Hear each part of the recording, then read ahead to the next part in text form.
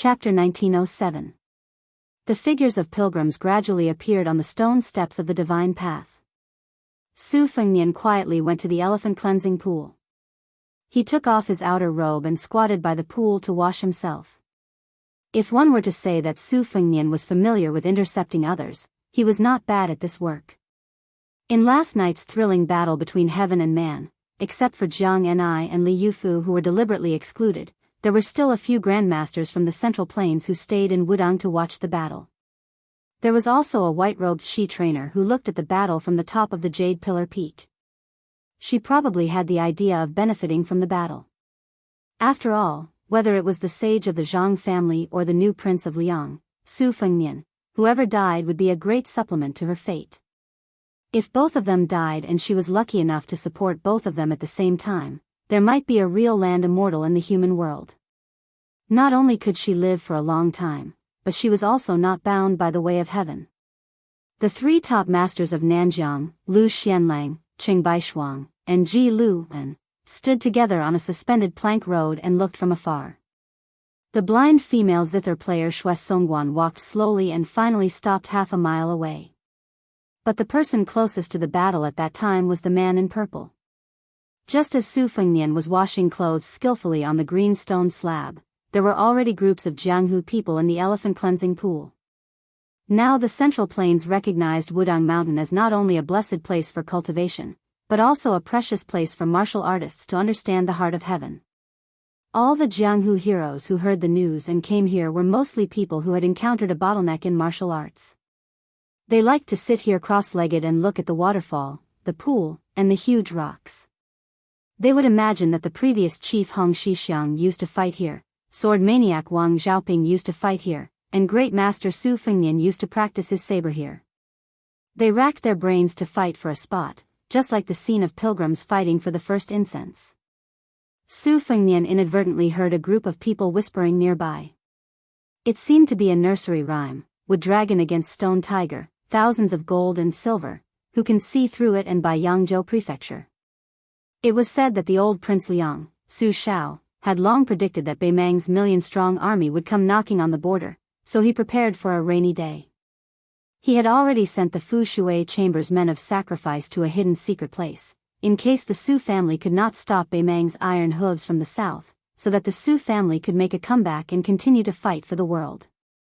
At first, Su Fengnian thought it was funny, but soon he realized that there was something unusual about it. His heart sank.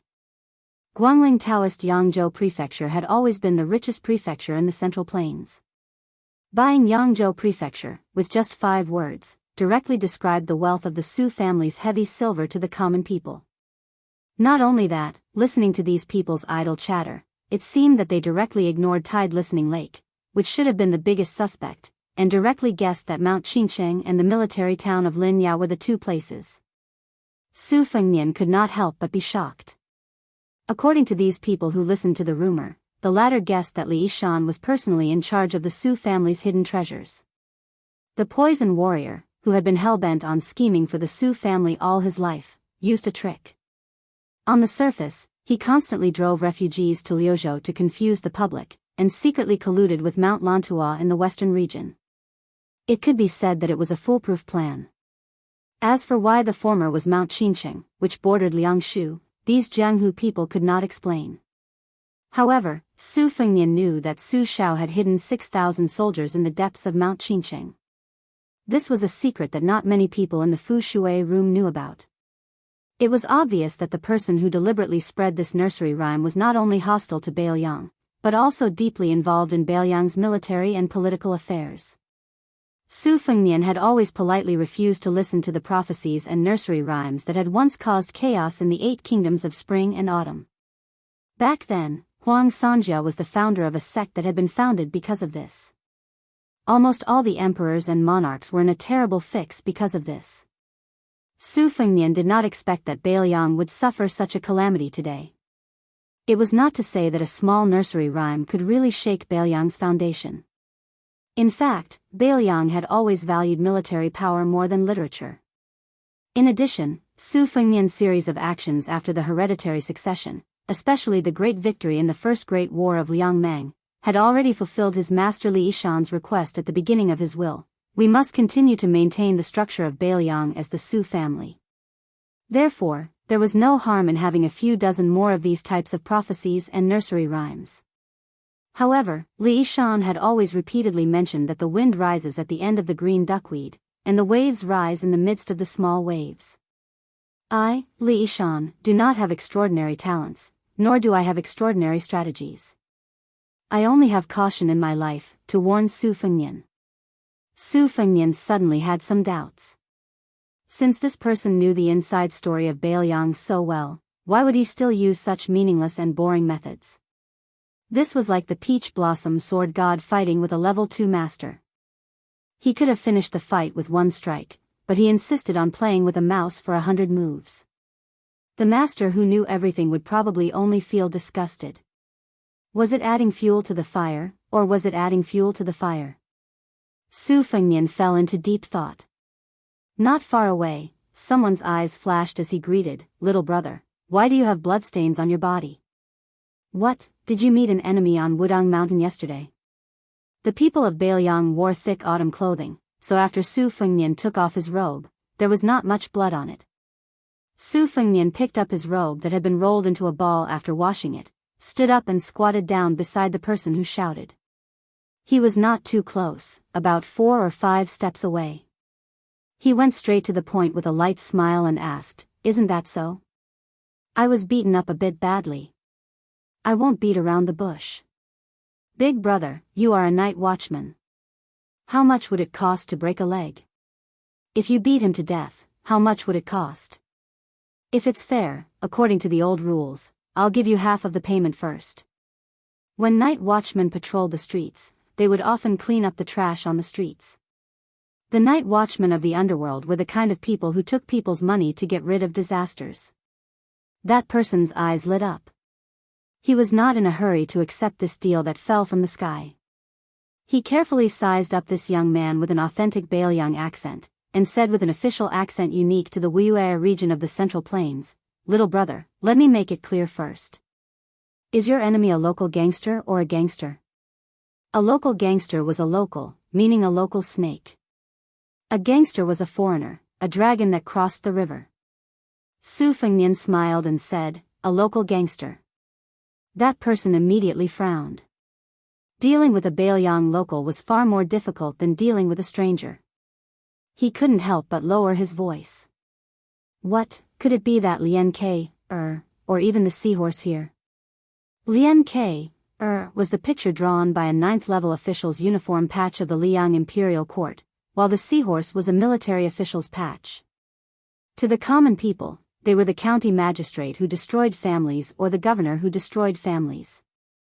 As the county magistrate of a county, their ranks were often 8th level or 9th level. Lian K, and seahorse became the Jianghu slang for officials and soldiers. They were both people that could not be easily provoked. It should be known that ever since that butcher Su Shao, the imperial court had a bloody rule of passing the heads of Jianghu people who didn't obey to the rules to the 9 sides. After Liang unified the spring and autumn period, especially when Su Shao stepped into the Jianghu, the entire Jianghu had to lower themselves. Otherwise, why would the great and city's minister of justice, who was in charge of issuing copper fish bags, be privately called the emperor of the river, king of the lake, and be seen by Jianghu people as the leader of the martial arts world in the imperial court? Su Fengnian slowly said, "That guy had a grandfather who was Lian K, but he passed away a long time ago. The family doesn't have any descendants left in the legal world. Think about it, over here, Lian K, is nothing. The seahorse is the boss. However, that person has a personal retainer who is empty-handed and doesn't even have a green knife. He should have the strength of a 5th-level official." The lean man and the 4 people beside him exchanged glances and quickly weighed the pros and cons. The 5 of them were gangsters who were used to licking blood from blades in the southern part of Jingji. This time, they had traveled together in Biyao and their friendship had deepened. In addition, they were all men who knew each other's backgrounds. They already had the intention to cut off a chicken's head and burn yellow paper when they returned to their hometown. Therefore, they didn't hesitate to discuss this business openly. According to the young man's words, the retainer was old and his fifth-level strength could be considered presentable. However, the fist was afraid of the strong and the rod was afraid of the old. The five of them all had some fighting skills. As long as they worked together, they would definitely be able to beat the old master to death. However, the five of them were worried that they would commit a crime in Biyao. Once the news was leaked, they would definitely end up being shot by the Biyao cavalry's crossbows and become hedgehogs. However, a penny was a problem for heroes. Most of them were extravagant people. After drinking 2 or 3 times, they were completely out of money. These 2 days, it was a coincidence that their ancestral graves were smoking. They were actually lucky enough to meet a famous gangster in the southern part of Jianghu. The gangster was also willing to humble himself and make friends with him. Then, to burn incense and worship Buddha in the temple, they needed incense, so they needed incense money even more. What was the use of just saying things like, "I've heard so much about you for a long time, and your reputation resounds like thunder"? The lean man cautiously asked, "Which Taoist temple on Mount Wudang does he live in?" This question was asked with great care. Mount Wudang had 81 peaks. The number of peaks was actually not many, less than 30. Taoist temples of various sizes were located on these peaks. Perhaps the Taoist priests of Mount Wudang didn't care about the size of the cultivation area, but the people of Jianghu did. For this Wudang Taoist discussion, naturally they would choose to live on a famous peak or Taoist temple. If they weren't famous, then they would sharpen their heads and live on a higher peak. It was said that many famous schools and sects had developed a gap because of this. They were only restraining themselves because they were afraid of the Biyao government. Chapter 1908. Seniority in Jianghu, ranking in Jianghu, and ranking in Jianghu were all recorded in the minds of well-informed Jianghu people. For example, there were more than 50 people who were familiar with Jianghu faces in Jianghu in the Great Snow Plateau of Mount Hui. They were all famous big shots who were either immortals or grandmasters. Don't even think about them. The next group of people were mainly people who were qualified to enter the yamen of the Ministry of Justice in the capital city. These gray people were even more untouchable in Jianghu. In addition to the dozen or so behemoths that were evaluated by the old and the new, those sects and factions that could dominate the martial arts world in a province also needed to be paid attention to. From the sect masters, to the guest elders, and then to the personal disciples, all of them had to be paid attention to. The last group of people, such as Feng Zongxi, who was famous for his righteousness and generosity, and Liao Dong's red sandalwood monk, who was also a wandering immortal, usually wandered Jianghu alone. They had to remember their names and appearances clearly to avoid offending them. Otherwise, they would feel that 2 fists were no match for 4 hands. They deserved to drown in the big river instead of capsizing in the gutter. Su Fengnian's face was full of disdain as he said, "It's a small Taoist temple near Shaoyu Peak." He was only able to stay there because his grandfather was a big pilgrim there. Otherwise, with his little ability, he would have been forced to pack up and leave long ago. The lean man said with a smile, "Little brother, may I ask which Jianghu you are from? What grudges do you have with that person?" Su Fengnian smiled, "Brother, you're breaking the rules. Money in the world doesn't have a surname." The lean man, who knew he was in the wrong, laughed and said, "Money is all surnamed Shao." Su Fengnian smiled and pointed at the bluestone, "Here, it has to be surnamed Su." Just when Su Fengnian was about to follow the vine and, casually, talk about the nursery rhyme, an uninvited guest interrupted their conversation. Tong Shanquan, who had a martial virtue and a heavenly treasure, 2 heavy weapons at his waist, walked straight toward Su Fengnian without any disguise. Su Fengnian was not annoyed by this. He believed that the spies of the Whispering Water Chamber on Mount Wudang had already known about this matter. Even if they did not attach as much importance to this matter as he did, he would go back and greet them personally. After all, Mount Wudang was still Biyao's territory. Even if there were crooks and honest people mixed together, if they were willing to put in some effort, they would still be able to find some clues. As long as the other party was not a one-time deal and dared to continue fanning the flames, the spies of the Whispering Water Chamber would let him know the taste of living a life worse than death. Su Fengnian was not confident in this, but conceded. The world only knew the name of the Bailiang cavalry, but few knew that the Whispering Water Chamber was able to survive in the cracks of Liang's Zhaoguo and Beimang's cobwebs and continue to grow. Only the high-ranking generals of Bailiang knew that in the heart of this new Prince Liang, he respected the spies of Bailiang more than the crossbowmen on white horses outside the Liangzhou Pass. Su Fengnian did not stand up.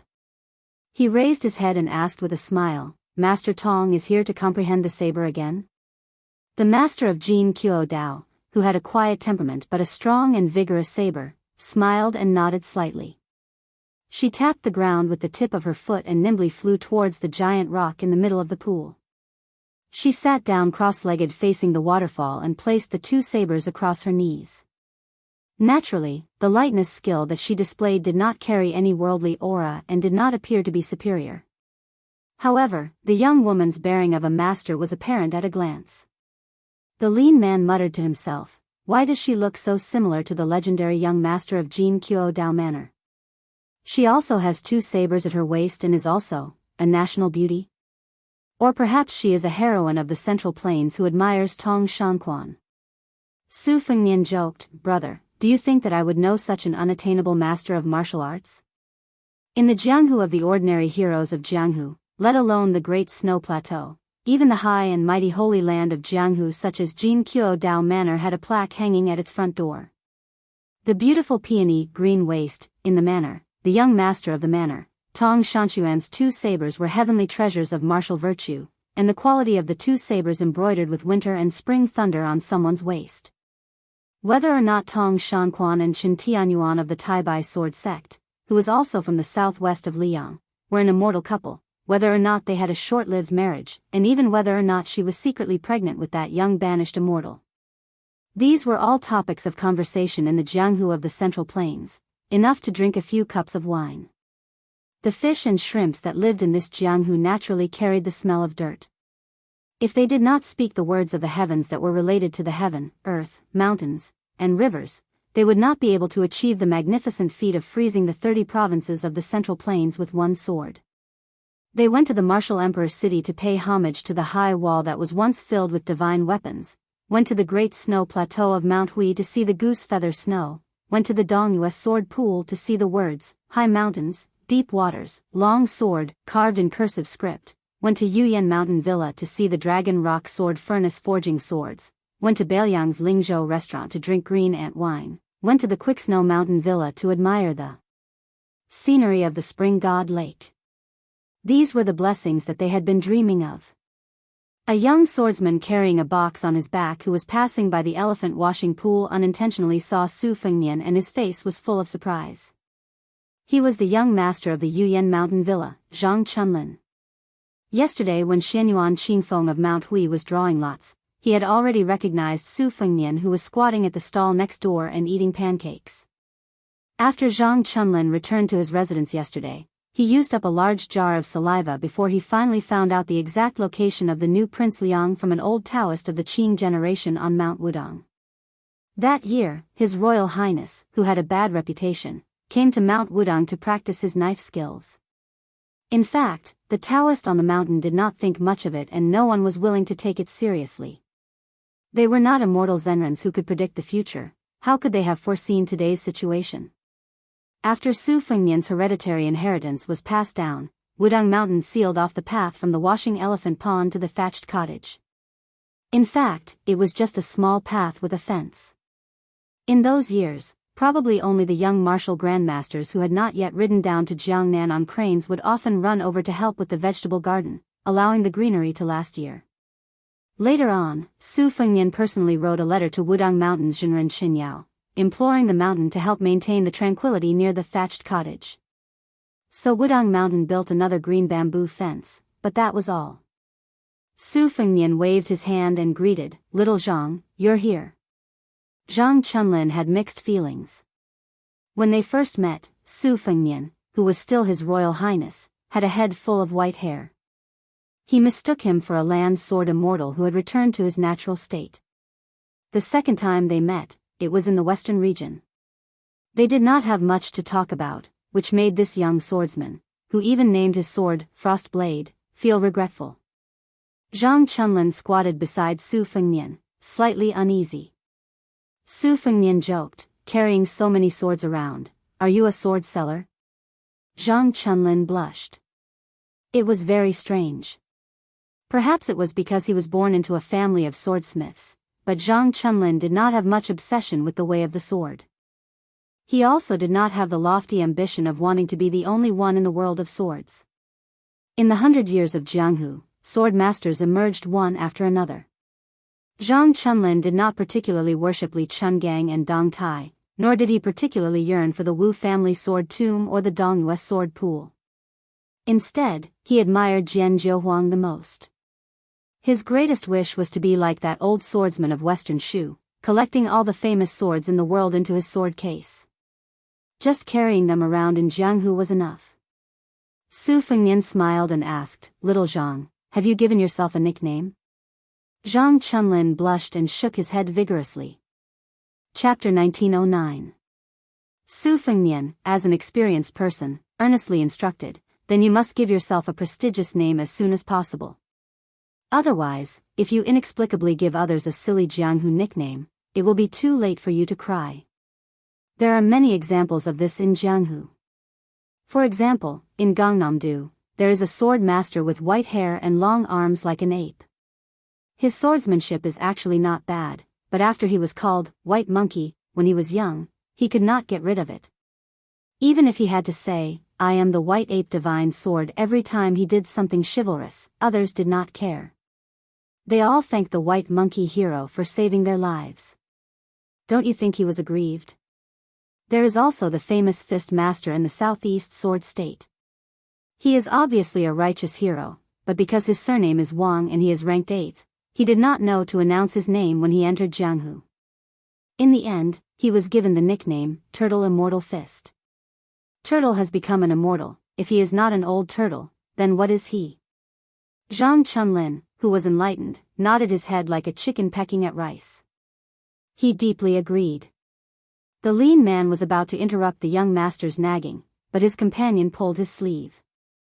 He turned his head and got the meaning from his companion's eyes. This guy was unreliable. Even if this business was true, and it was not ambiguous about the money, but such an unreliable guy could not keep his mouth shut. The lean man thought about it and agreed. He sighed, still feeling a little regretful, and coughed heavily, attracting the young man's attention. The lean man patted him on the shoulder. "Little brother, unfortunately, we suddenly remembered that we have an urgent matter to attend to. I'm afraid that we can't help you with your trouble. However, even if we can't make a deal, we still have feelings for each other. Let me give you a piece of advice. If you want to make a name for yourself in the future, you must be down to earth." Su Fengnian smiled and nodded. "Brother, you are right." The young master of Yuyan Mountain Villa was stunned. After the 5 people left, Su Fengnian accompanied Zhang Chunlin and chatted for a while by the elephant cleansing pool. As more and more Jianghu people came here to comprehend martial arts, Su Fengnian was the first to stand up and leave. Although Zhang Chunlin was still somewhat unsatisfied, he could be considered to have come in high spirits and returned in high spirits. However, the young man did not understand why his benefactor ended up talking about the female head of the Jianghu Saber manor, so he casually spoke his thoughts. He heard that the woman surnamed Tong was extremely talented, and practiced the saber very hard, but her temperament was old-fashioned. Therefore, even if Zhang Chunlin met her, they would not hit it off. In the end, Zhang Chunlin even laughed and said that a beauty riding a horse and drinking to her heart's content was the most beautiful. Therefore, even if the female manor head's appearance was enough to topple cities, she could not be considered a true beauty. Zhang Chunlin had a lot of fun talking. Before leaving, the young lord patted him on the shoulder and said something that confused Zhang Chunlin. "Jianghu can be big or small. Don't be so straightforward when you see manor head Tong in the future." Zhang Chunlin watched as Su Fengnian left. Then he seemed to feel a murderous aura behind him. He suddenly turned around and saw a young unfamiliar woman sitting alone on a boulder. She turned her head and looked at him. Then she smiled and said, "Jianghu Saber Manor, Tong Shanquan. Greetings, young Master Zhang." Everyone said that after Mount Huishan Ze, who monopolized the 3 chiefs of auspicious talisman. The female sword immortal was the Empress of West Chu, Jianghu. The fist master was Martial Emperor City's Linya. The female saber saint was Southern Zhao's Tong Shanquan. Zhang Chunlin's mouth twitched as if he was struck by lightning. He could not say a word. Tong Shanquan, who probably would not ride a horse and drink in her life, slowly turned her head and no longer paid attention to the young manor head of Yuyan Mountain Manor. Su Fengnian leisurely returned to the front of the thatched cottage. Jiang and I was sitting on a small bench under the eaves. Su Fengnian said softly, "It's nothing. I just fought with someone in a daze, and in the end I took advantage of him." She blinked her eyes. Su Fengnian stretched out his hands. His hands were empty. He smiled and said, "You can't earn half a copper coin for this kind of thing." She asked softly, "When are you leaving Mount Wudong?" Su Fengnian moved a stool and sat next to her. "I have to leave immediately." She whispered, "Are you going to Mount Qingliang or directly to North Rejecting City?" Su Fengnian smiled. "North Rejecting City is about to be built. Many people are waiting for me. Of course I'm going directly to Liangzhou Pass." She said as if relieved of a burden, "Then I'll go too." Su Fengnian nodded. "Okay." Su Fengnian then asked curiously, "Today, Wudong Mountain's Great Lotus Peak and Purple Sun Palace will be discussing the Tao and martial arts. There will be a lot of elusive grandmasters appearing. Aren't you going to take a look?" Jiang and I said unhappily, "What does their quarreling have to do with me?" Su Fengnian could not help but laugh. Jiang and I asked carefully, "There are so many copper coins here. Won't they be stolen?" Su Fengnian shook his head. "I'll talk to Mount Wudong. If there's even a copper coin missing, we'll go to Purple Sun Palace next time and make a scene." Jiang and I smiled. "You can go by yourself." Su Fengnian was also amused by his own words and did not say anything else. He enjoyed this rare moment of leisure. Jiang and I tilted her head.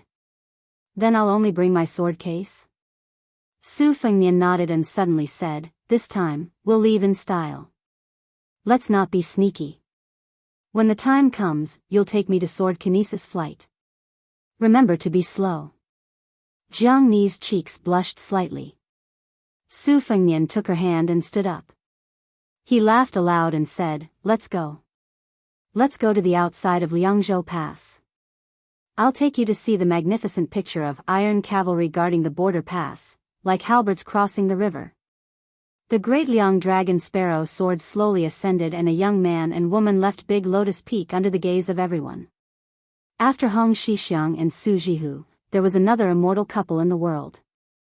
It was also on this day that a middle-aged man with two swords at his waist left the old donkey that had accompanied him for thousands of miles on Little Lotus Peak to accompany the old green ox. A blind female zither player slowly descended the mountain alone under the reluctant gaze of a young man who claimed to be useless. She descended the mountain only for his peace of mind. There was an average-looking short man who said to a Miaojiang woman before he went down the mountain, "If I die, find a handsome man and marry him." An elderly Confucian scholar with two people beside him bowed deeply to the sea of clouds at the edge of the cliff. He straightened his back and said loudly, "This junior bids farewell to sage Zhang. The scholar Qing Baishuang has lived up to his teachings." A woman in purple stood on the roof of Purple Sun Palace. She raised her head high and looked at the young man and woman who were flying further and further away. She sneered lightly. An elderly Taoist rubbed the head of his disciple's disciple. Then, he smiled at an even older senior brother. "Wudong is worthy of cultivating in this life." An elegant Taoist from Mount Longhu bid farewell to a Taoist from Mount Wudong. "If there's a chance, I'll come for tea again." An old man gently picked up his sword in the room. After hanging it properly, he said to himself, "How can my Dongyue sword pool not have one person dying outside the pass?" On this day, Dong Tai, Xianyuan Qingfeng, Wei Miao, Mao Shulang, Qing Baishuang, Ji Lu, and Qi Xianxia, Chai Qingshan, Shui Songguan, and Yu Xingrui. The 10 grandmasters of the Central Plains left Mount Wudong at the same time and headed outside Liangzhou Pass. After the snow ends, there will be a short story related to the snow. It will be about 200,000 words in total. It will be updated continuously on the public WeChat account from 1985. So, you must pay attention to it. The story of the snow that has been nagging for more than 4 million words is really coming to an end this time. So, those who haven't subscribed yet and those who are in the mood to do so, please subscribe. You don't have to subscribe all the time. It's also good to help increase the number of high subscriptions. Chapter 1910. In Beiliang's Dowling Prefecture, there was a crowded and bustling shipping dock. This dock had been greatly expanded in the hands of the previous provincial governor, Su Beiji. It was not as if the Lingzhou officialdom did not complain about the waste of money and manpower. Other than the dock, there were also huge granaries that were no less than Liang. This provincial governor had built a lot during his time in office. However, who did not know that Su Beiji was known as the most favored Beiliang? In addition, Beiliang had never had the custom of censuring officials. At most, the officials and scholars in the officialdom would privately criticize him. Naturally, no one was willing to go to Mount Qingliang to be rejected. It was probably because Su Beiji's official reputation in Lingzhou was terrible. After the newly appointed provincial governor, Chang Sui, took a break to recuperate. The entire Lingzhou, who had been mentally prepared, felt like they were bathing in the spring breeze. They were full of praise for this scholar who came from the Shangyin Academy. Today, at the dock, under the escort of 200 of Lingzhou's most elite light cavalry, 2 carriages slowly arrived. 2 elegant men in official robes walked out. They were the proud disciple of the literary grandmaster, Han Guzi, the provincial governor of Lingzhou, Chang Sui, and the father-in-law of the new prince of Liang, the Central Plains Lu Jianke, Lu Dongjiang, who had just been promoted from the provincial governor of Liangzhou to the deputy administrator of Beiliang. In just a short year, Lu Dongjiang had sat in the 3rd position of Beiliang's civil official. Although it was a typical case of a father relying on his daughter, the Beiliang officialdom was pragmatic. It was not good for reputation. It did not have the complicated formalities of the Liang imperial court, such as whether one had a Jinshe background or served in the Hanlin Academy. Lu Dongjiang's official rank was the same as Song Dongming's. However, Lu Dongjiang was in charge of the government affairs of Yuling and Song Dongming, while Song Dongming was in charge of Lianglu and Lianglu. It was a bit like they were equals. Therefore, not long ago, a member of the Qingzhou Lu family said at a family banquet, Tai'an City once had a conflict between Zhang and Gu. Now, Beiliang also has a conflict between Lu and Song. It is a conflict between gentlemen. As for Wang Linquan, he is just a merchant who stinks of money. The 2 meanings of this flattery made Lu Dongjiang, who had entered Beiliang and Lianglu, deeply agree. Although Lu Dongjiang still had some grudges against his ruthless daughter, Lu Qingyan, after such a meteoric rise, he gradually let go of this troublesome matter under his nose. Lu Dongjiang knew that if the Lu family wanted to continue to prosper, even if Lu Qingyan really did break off relations with the Lu family, with or without Lu Qingyan at Mount Qingliang, the Lu family's fate in Beiliang's officialdom would be completely different. Whether or not Lu Qingyan could sit firmly in the position of consort to the king of Beiliang, the Lu family's status would also be turned upside down. Recently, Lu Dongjiang had been thinking about whether or not he should invite his daughter and son-in-law back to the Lu family for the spring festival this year. They were a family that had gone through thick and thin together. Even if Su Fengnian was a noble vassal king, it wouldn't be too much to ask for him to accompany them to have a harmonious New Year's Eve dinner, right? Unlike the deputy administrator's brand new official robe, the governor Chang Sui's official robe was old and wrinkled. His originally fair face had also become dark. When the 2 of them stood together, Lu Dongjiang, who was older but well-maintained, looked younger. Although there was not much difference between the 2nd-rank Golden Rooster official patch and the 3rd-rank Peacock official patch, both of them were well deserving of the title of governor of Liang. However, the former was a genuine central official of the imperial court, while the latter was a powerful official who governed a region. There was still a fine line between the former and the former. However, Lu Dongjiang was a famous scholar who had enjoyed a good reputation in the scholarly circles of the Central Plains for many years. If it were any other governor accompanying him, he would still put on an air of authority. However, in front of Chang Sui, who was a brilliant disciple of the literary grandmaster Han Guzi, a well-known teacher Ji Shang of the Shangyin Academy, and also Su Weisheng's senior martial brother, Lu Dongjiang naturally regarded him as a kindred spirit. He spoke warmly and warmly. As the deputy administrator who was in charge of Lingzhou and Yuzhou, Lu Dongjiang had naturally heard about the Liang transport. He knew that the imperial court had originally promised to guarantee that 1 million dan of grain would enter Biyao before autumn.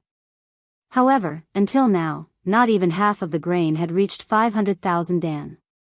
There were 3 batches in succession, scattered and hidden, and only 400,000 dan of grain. The Liang transport had 2 lines, horizontal and vertical. The horizontal line had the Guangling River as the main stem. Xiangfan City in Qingzhou, which was regarded as the waste of the Central Plains, was an important transit point for grain. However, no one had expected that the young vassal Zhao Sun would rebel with the Yan King Zhao Bing and the Shu King Chen Jibao. It was said that he was going to be elected as the new emperor. As a result, the Zhao imperial court lost half of the Jianghu road's jurisdiction, and the grain transport was delayed again and again. Lu Dongjiang could only lament that this was an unlucky year. Chang Sui accompanied Lu Dongjiang to the shore of the ferry. The boats on the river were piled up like they were walking on flat land. The 2 sides of the pier were bustling with activity, which surprised Lu Dongjiang. Chang Sui's words broke the mystery. The Liang imperial court announced to the outside world that they would provide 500,000 dan of grain to the Biyao road before autumn. In reality, our prince and minister Qi Yanglong had agreed on 1 million dan. In reality, this autumn, under the supervision of Qi Yanglong and Huan Wen, close to 800,000 dan of grain had been shipped into our Lingzhou granary. However, out of consideration for Liang's reputation, we only said to the outside world that we had received 400,000 dan. Since the weather was good and the political matters were clear, Lu Dongjiang was pleasantly surprised. However, he immediately realized that the Lingzhou provincial governor beside him, who had suddenly taken a high position, did not seem to be in a good mood. Chang Sui said calmly, "Sir Lu has just taken office, so there are some things that you might not be clear about. Apart from promising 1 million dan of grain before autumn, the Liang imperial court also promised to ship in 2 million dan. However, looking at the current situation, that seems to be far away." Lu Dongjiang was confused. The Central Plains is in chaos, and the Jianghu road is also under the jurisdiction of the rebel vassal King Zhao Sun. It is reasonable that the imperial court is unable to control the grain transport, right? Chapter 1911. The spring snow building of the Guangling Wangfu had changed owners. In reality, half of Liang had changed owners that night. Naylan Yusi, who had planned all of this, sat at the mouth of the Rouge Well at the peak of the mountain by the river. There were a dozen rainflower stones produced by the Guangling path in one hand. He picked them up one by one and then threw them into the well. Beside Naylan Yusi stood sword immortal Tang Shi Lu Baijie, who had been reduced to a prisoner. Unlike the administrator Wang Xiongui, who had been locked in prison, as the Guangling path Jidushi, Lu Baijie was not restrained as long as she did not leave the Wangfu. Lu Baijie asked, "Mr. Naylan, what business do you have with me?" Naylan Yusi lowered his head and bent down to look at the black well. He said with a gentle smile, "While the Yan Chi Wangfu has some spies and death warriors who have been rooted in Great Peace City for many years, and some of them have high positions, they cannot compare to Mr. Tang Shi, who has been in the center for a long time. I want to know how many of the important officials of Liang in Great Peace City who are qualified to attend the small court meeting of the Divine Cultivation Hall are loyal officials, how many of them will waver in times of danger, and how many of them are not loyal to the young emperor. If Mr. Tang Shi is willing to speak frankly, we will be able to act accordingly. In the future, there will be fewer ghosts in Great Peace City." Even if he was speaking extremely vicious words, this strategist's voice was soothing and his smile was shallow. He was truly a romantic figure that was hard to dislike. Lu Baijie shook her head and said, "Mr. Naylan is thinking too much." Naylan Yusi had an expression that said he knew it. He waved his sleeve and stood up. He said with a smile, "Let's go, I'll take you to a room. I spent 3,000 dan of rice to gather a study for Mr. Tang Shi." Lu Baijie was confused. A study as a gift? And what was with the 3,000 dan of rice? Not to mention Great Peace City, where every inch of land was worth its weight in gold. Even in her hometown, Gangnam-do, 3,000 dan of rice could be converted to silver to buy some good study supplies. Nalan Yusi said confidently, Mr. Tang Shi, please wait and see. You will not be disappointed.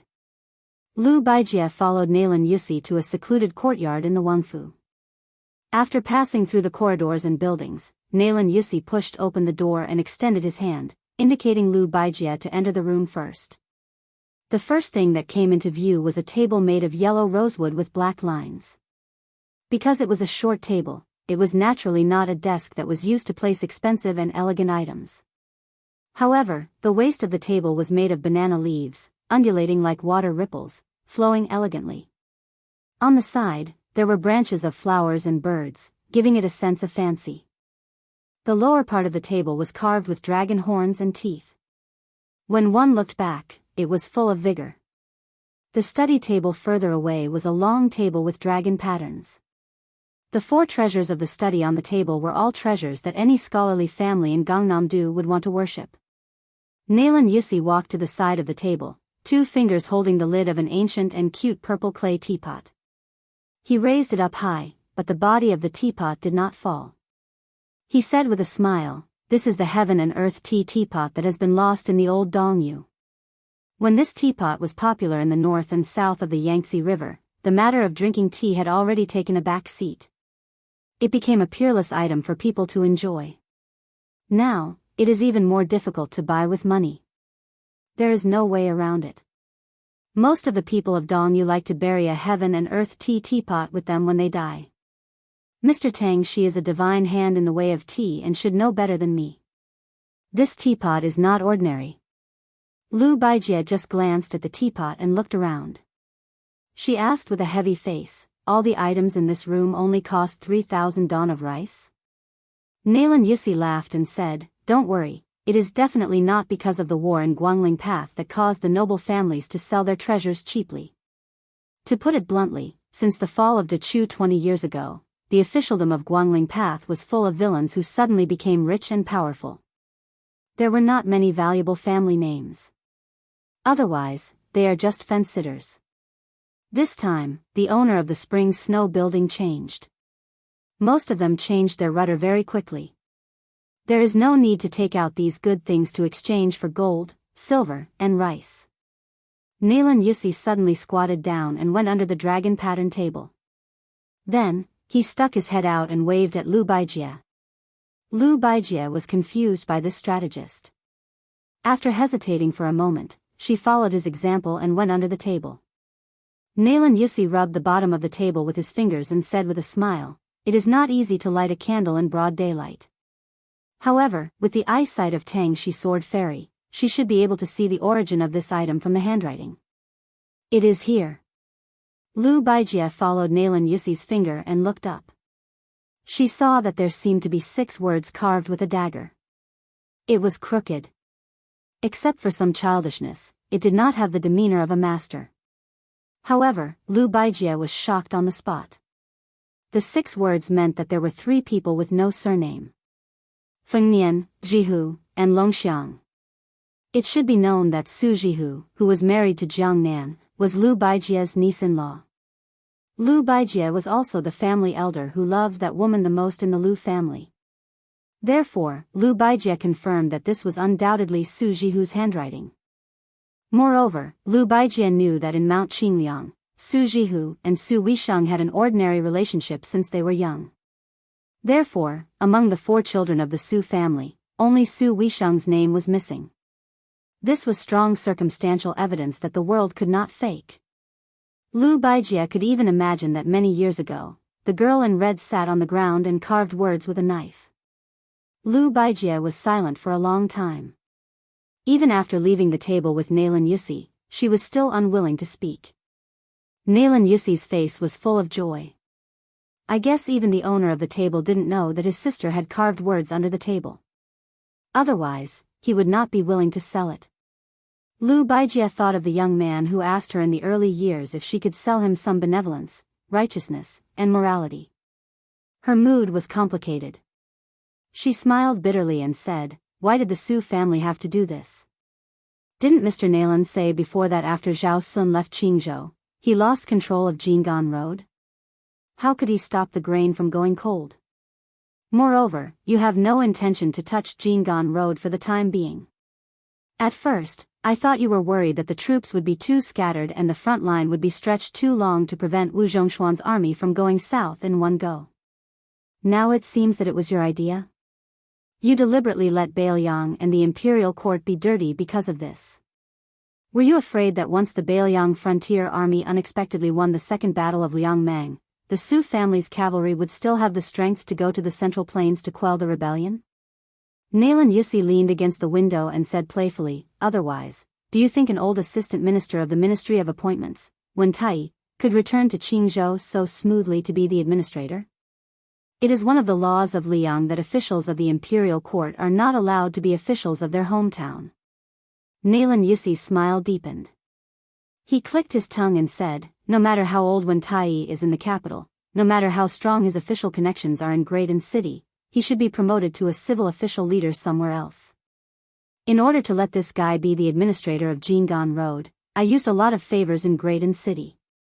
However, I never thought that the Liang Imperial Court would give me a big surprise and let Ma Fulu's son go to Jing'an Road to take charge of the military. This way, on the issue of grain going cold, the civil and military officials of the border would work together to secretly support those pests of the country. Only then could they resist the pressure of Qi Yanglong and Huan Wen. Otherwise, if it was someone else, it would be hard to say. After all, when the two provincial officials are angry, they are not to be trifled with. The remaining 2 million dan of grain might really have to be sent to Beiliang's Lingzhou." Lu Baijia pressed one of her palms on the table.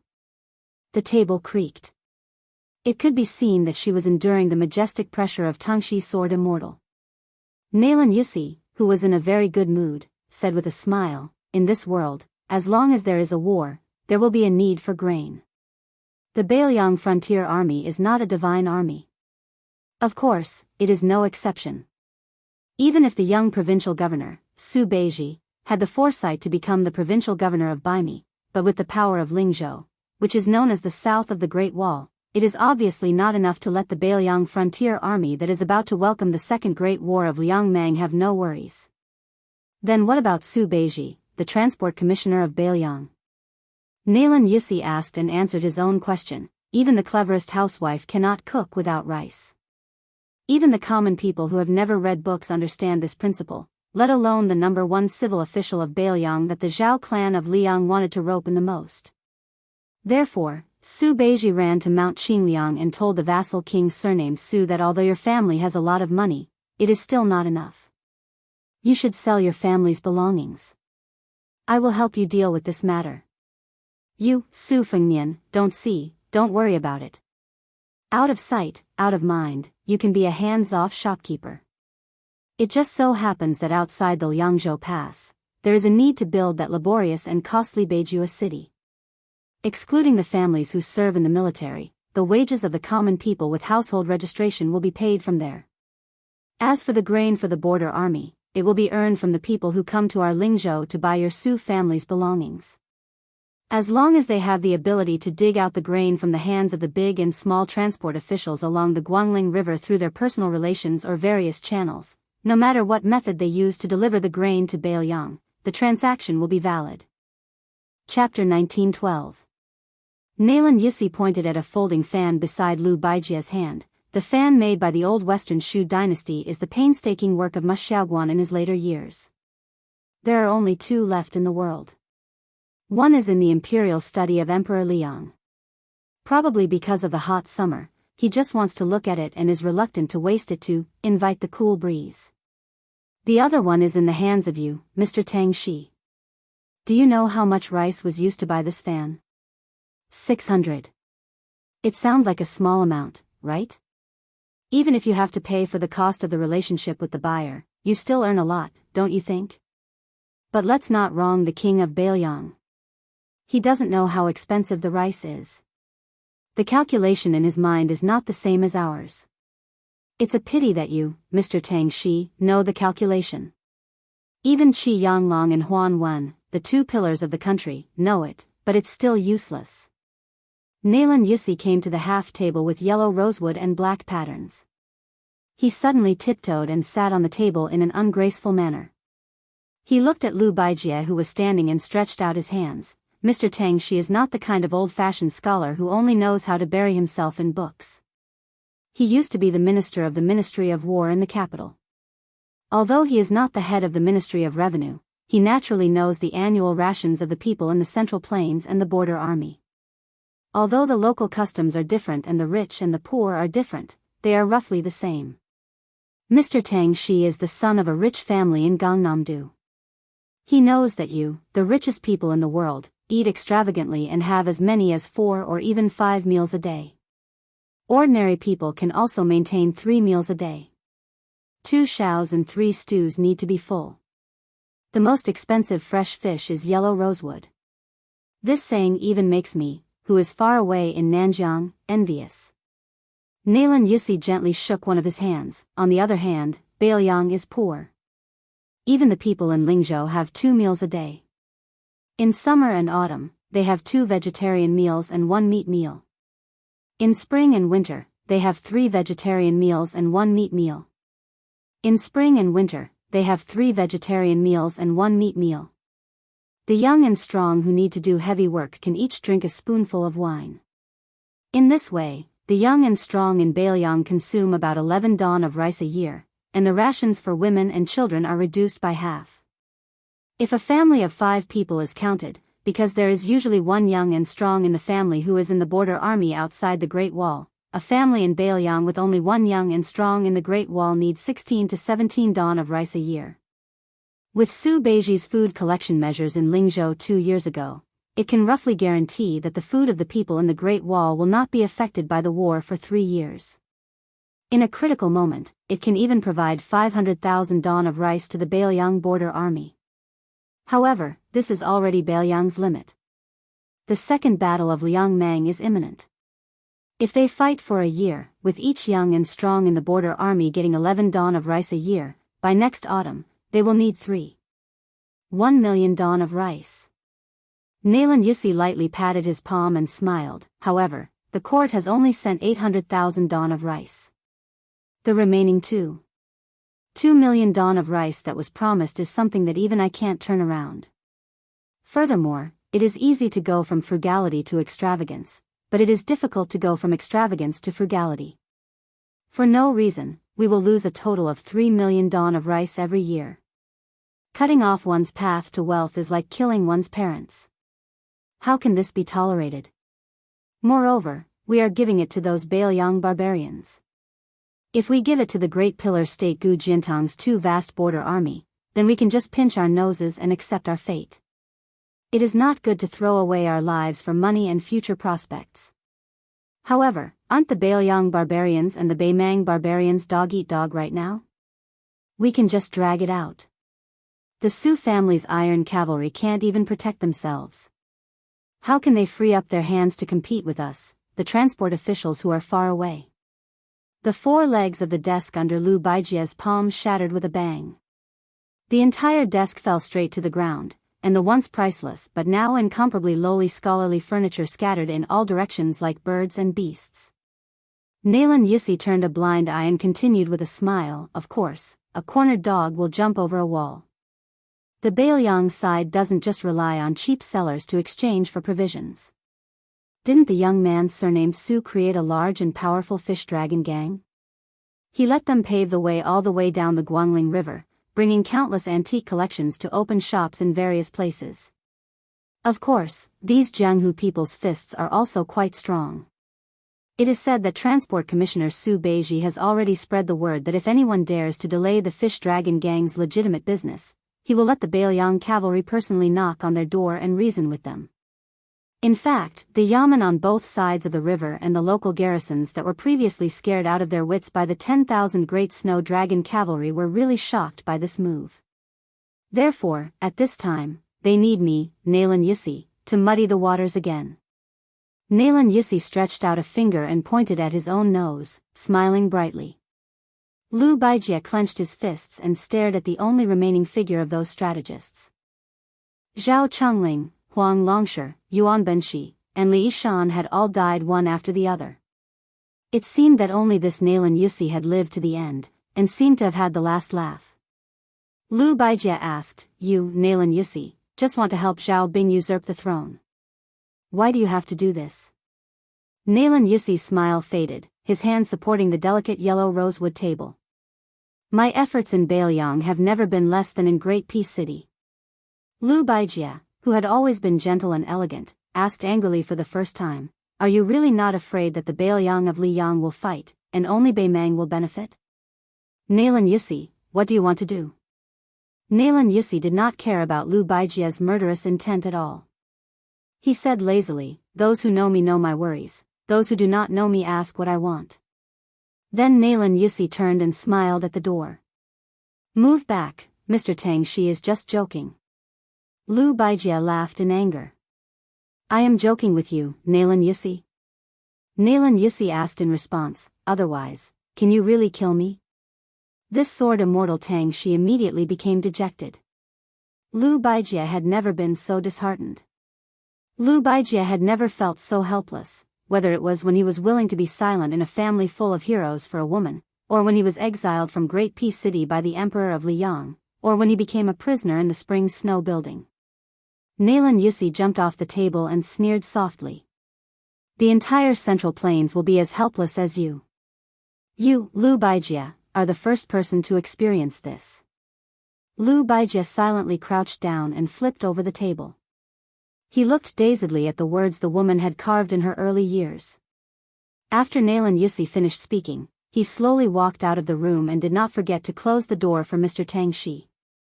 That sentence was, "I want to see how the young man surnamed Su will help you guard the northwest gate of the Central Plains."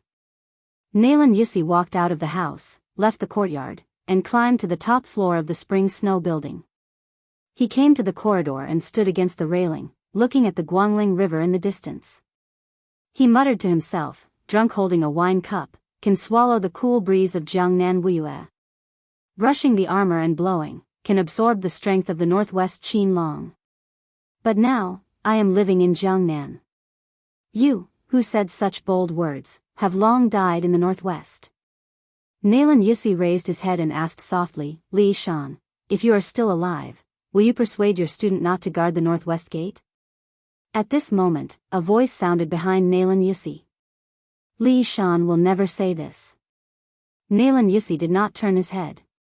He quickly returned to normal and asked with a smile, "Why does King of Shu also have the leisure to climb high and look into the distance?" It was Chen Jibao's uninvited guest. He said indifferently, "Wu Zhongshuan is nothing. If I throw him into the Biyao frontier army, he can't even be the deputy commander of the infantry. Is he worthy of my attention?" Nalan Yusi finally turned around. He leaned against the fence and said with a smile, "Don't say this in front of Zhao Bing. It's too much of a slap in the face." Back then, Wu Zhongshuan and I, Nalan Yusi, were the right-hand men of King Yen. Chen Jibao sneered, "So your Nanjiang army is only fit to have internal strife in the Central Plains." Nalan Yusi sighed, Chen Jibao, you really have to change your temper of only being willing to speak the truth." In other words, Nalan Yusi obviously did not deny Chen Jibao. He acquiesced in the contempt of the Biyao Protector General for the elite army of Nanjiang. Nalan Yusi asked with a smile, "Don't you regret leaving Biyao?" Chen Jibao twitched the corner of his mouth, and he didn't even have the desire to speak. Nalan Yusi turned around again and looked at the Guangling River that rolled into the sea.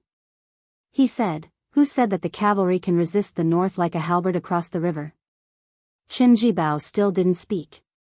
Nalan Yusi leaned on the railing and gently rested his chin on the back of his folded hands. Biyao, homophonic, sad, inauspicious. "I don't know why that guy didn't persuade Su Shao to change at the beginning." Chen Jibao finally sneered and said, "Sad?" He walked to Nalan Yusi's side and laughed, "My Biyao cavalry has 300,000 soldiers. Life can be sad, but death is magnificent. How can the gentle people of the Central Plains understand?" Nalan Yusi whispered, "Did you say I Biyao?" Nalan Yusi, who suddenly realized, said to himself, "One day, you are the Bailiang frontier army, and you will be a soldier of Bailiang for the rest of your life. I understand. What you have done has nothing to do with the new Prince Liang, Su Fengnian, or even with the old Prince Liang, Su Shao." Nalan Yusi turned to support his chin with one hand and patted the railing with the other. He continued to look into the distance. "Chen Jibao, don't worry. I will help you to make the Central Plains understand. Of course, this is the premise that we can stand here and talk." Chen Jibao asked, "Aren't you afraid that Zhao Bing and Zhao Zhu will kill you? Especially Zhao Zhu?" Nalan Yusi said a joke that was not very funny, "I'm scared to death." Chen Jibao turned and left. He said in a deep voice, Chen Jibao, don't ask about the process, only the result. If you can't do it by then, don't mention Zhao Bing and Zhao Zhu, I will kill you first." Nalan Yusi, who had his back to the white-clothed war sage, said calmly, "Let's wait and see together with the whole world. Watch the big joke with me, Nalan Yusi, a joke that is not very funny." Chapter 1913. The people of Longqing County in Lingzhou were once the most arrogant group of people in Bailiang.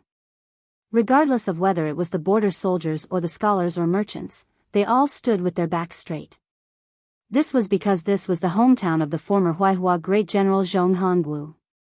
Zhong Hongwu had been the commander of the Bailiang cavalry for over a dozen years. He had accumulated a lot of prestige, and his disciples were all over Bailiang.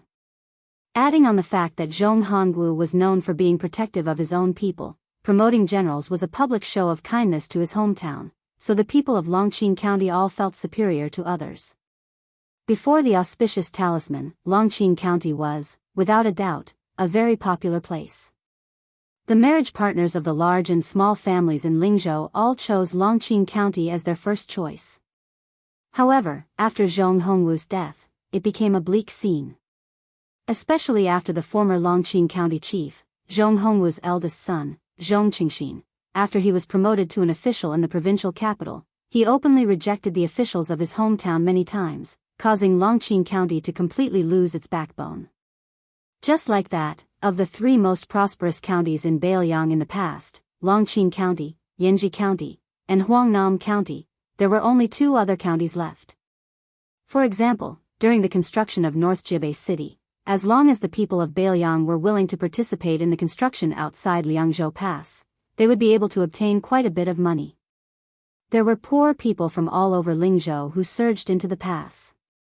Only Longqing County did not have many people responding. Of course, this had to do with the fact that the people of Longqing County were mostly well off. However, the knot in their hearts that everyone in Bailiang knew about was the key reason. The people of Bailiang had always been valiant and warlike since ancient times. Although Lingzhou was rich, there were as many martial arts schools as there were hairs on a cow. Naturally, they did not lose to Liangzhou and Yuzhou. In the past, His Royal Highness, who had stirred up storms in the officialdom of Lingzhou, no matter what his original intentions were, in the end, he uprooted the Zhong family, this towering tree that shadowed the entire county, from its roots. The people of Longqing County were both afraid and resentful. It could be said that their thoughts were complicated. It was impossible to explain clearly in a few words. Therefore, when an ordinary middle-aged man in Longqing County's capital planned to go to northern Bailiang City to beg for a living, his neighbors began to despise him. This was especially so when they heard that this man planned to move his wife and son out of Bailiang. This was no longer just idle gossip. Some people even wanted to point at his spine and curse him in front of his face. They scolded him without any regard for the feelings they had accumulated over the years. Then, very quickly, there were people who dug up old scores. They said that this fellow called Lu Deyuan was not originally from Bailiang. It was only after he married a woman from Longqing County that he went to the Yamen to change his registration. It could be said that he had taken root in Longqing County. All these years, he had been a butcher in Longqing County who slaughtered pigs and sold meat. In fact, he had always been fair in his business and didn't earn any money that went against his conscience. It was just that this trip to northern Bailiang City this time had incurred the wrath of the public, causing his family of four to become like rats on the street. Who knew which gossipy idle man remembered that this bastard surnamed Lu had let slip that the second round against the Beimang barbarians when they were drinking and chatting. This immediately caused an uproar. In Lu Dayuan's pork shop, that whole pig that weighed less than 100 catties was sold for 3 days straight. He couldn't even sell half a catty of it, so he could only stew it at home every day to celebrate the new year. During this period, Lu Dayuan gave a large piece of the best tenderloin to a lonely old man who lived at the end of the street. He threw the tenderloin to the old man directly out the door. Lu Dayuan, who was simple and honest, just silently picked it up and took it home. On this day, a large pot of fragrant stewed meat was made at home. Lu Dayuan squatted on the door sill and looked at the courtyard gate, patiently waiting for his youngest son to come home from the private school for dinner.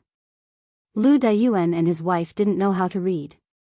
Previously, they would take that letter to the private school of the younger son and consult that stern teacher about the content. The teacher would read it word by word to Lu Dayuan. After that, Lu Dayuan would return home and tell his wife the general idea. This trip was the most satisfying time for Lu Dayuan. Lu Dayuan still remembered that when his eldest son was young, he always complained that his father wasn't in the Northern Liang border army, which made him unable to raise his head in front of his peers. Later on, when his son grew up, he became more and more promising in his studies and became a well-known talent. Therefore, his son's smile and laughter at home became more and more frequent. Although his younger son had similar complaints, with such an honest elder brother who could support him, he was not as depressed as his elder brother was when he was young. He was always a cheerful kid who liked to grin and laugh.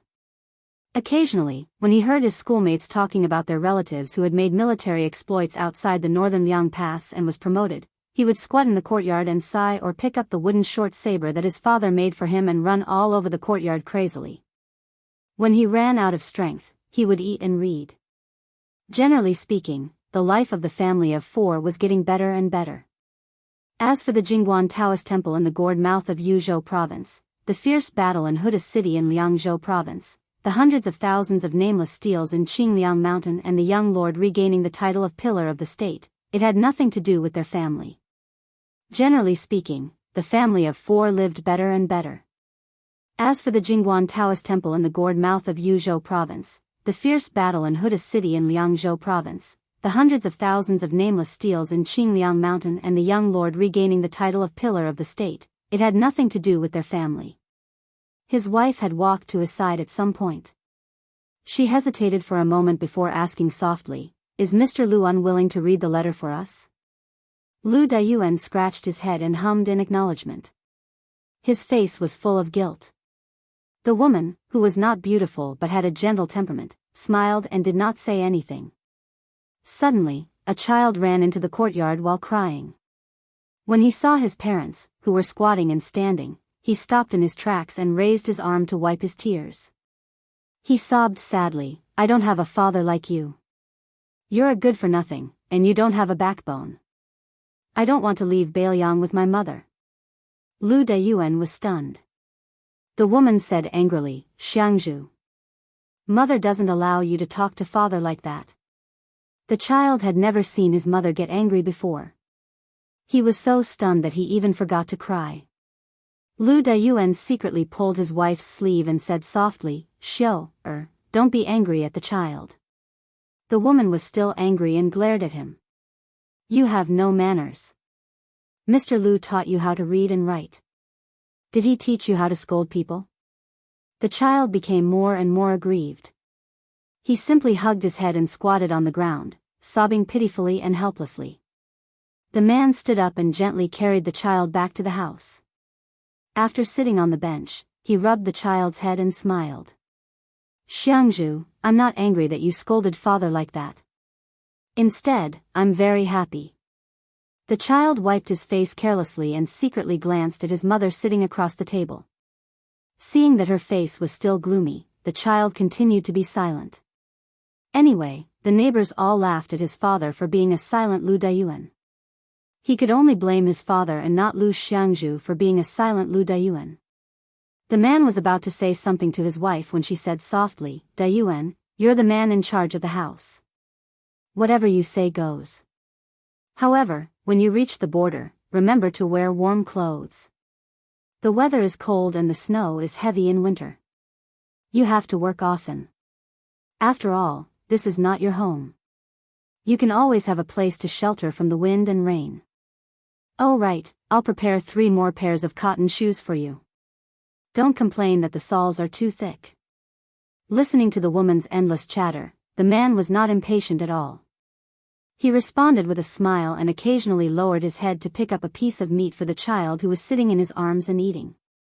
In the end, the child had a temperament that could not bear grudges. He was like this to his peers, let alone his own parents. Soon, the child raised his head and said angrily, "Father, I'm telling you. Mr. Lu told us that according to Beiyang's military law, if a person is to be killed, he or she will not be killed. According to the military law, those who cower before battle will be beheaded. You're lucky that you're not a soldier of the border army. Otherwise, humph."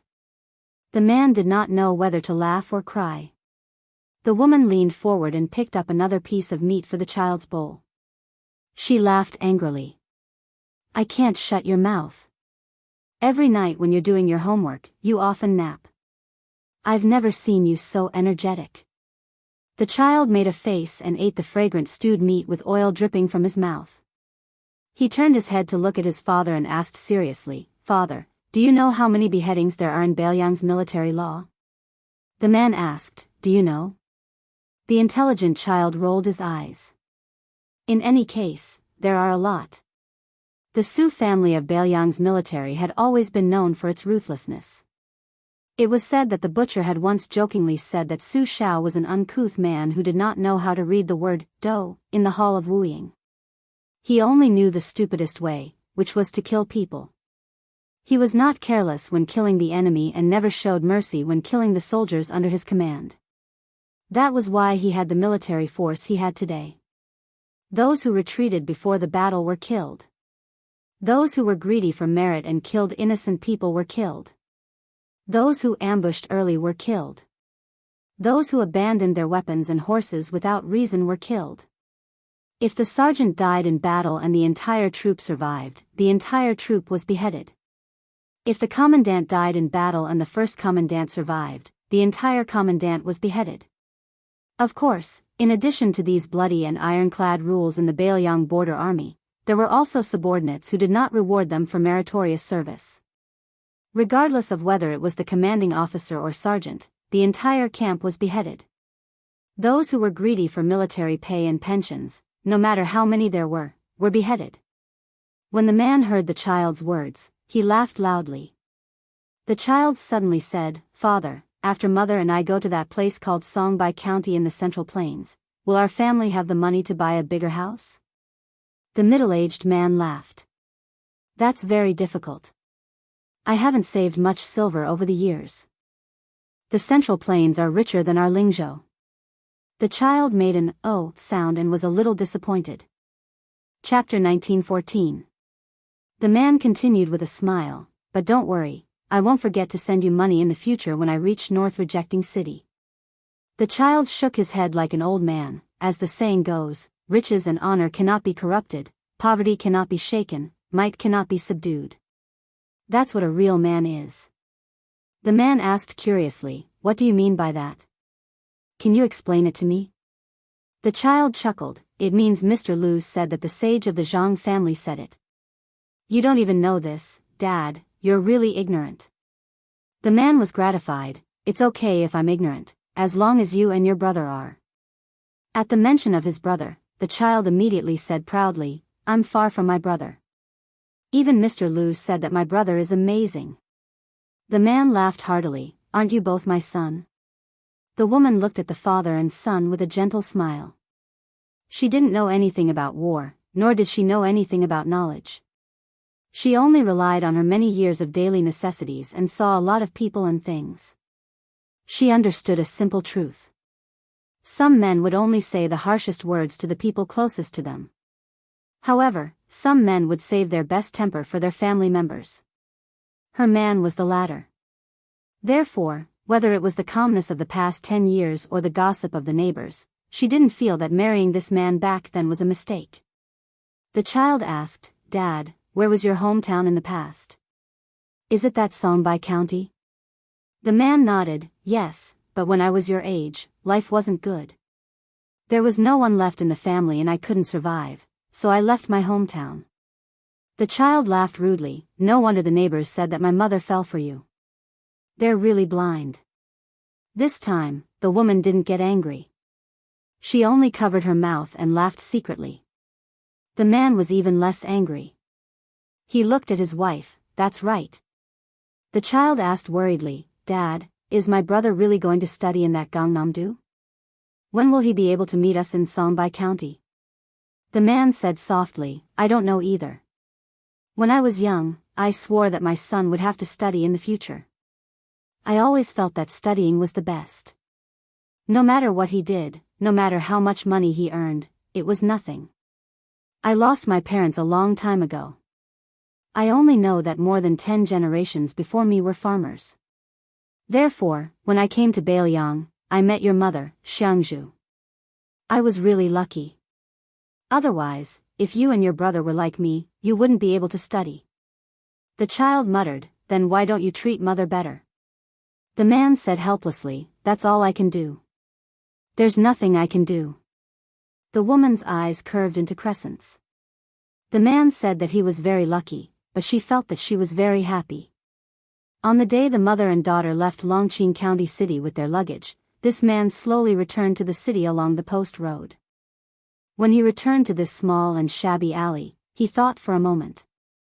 Carrying the only 2 pig legs left in his house, he went to 2 places one after the other. One was secretly placed in front of the old man's house at the end of the street, and the other was delivered to Mr. Lu's house.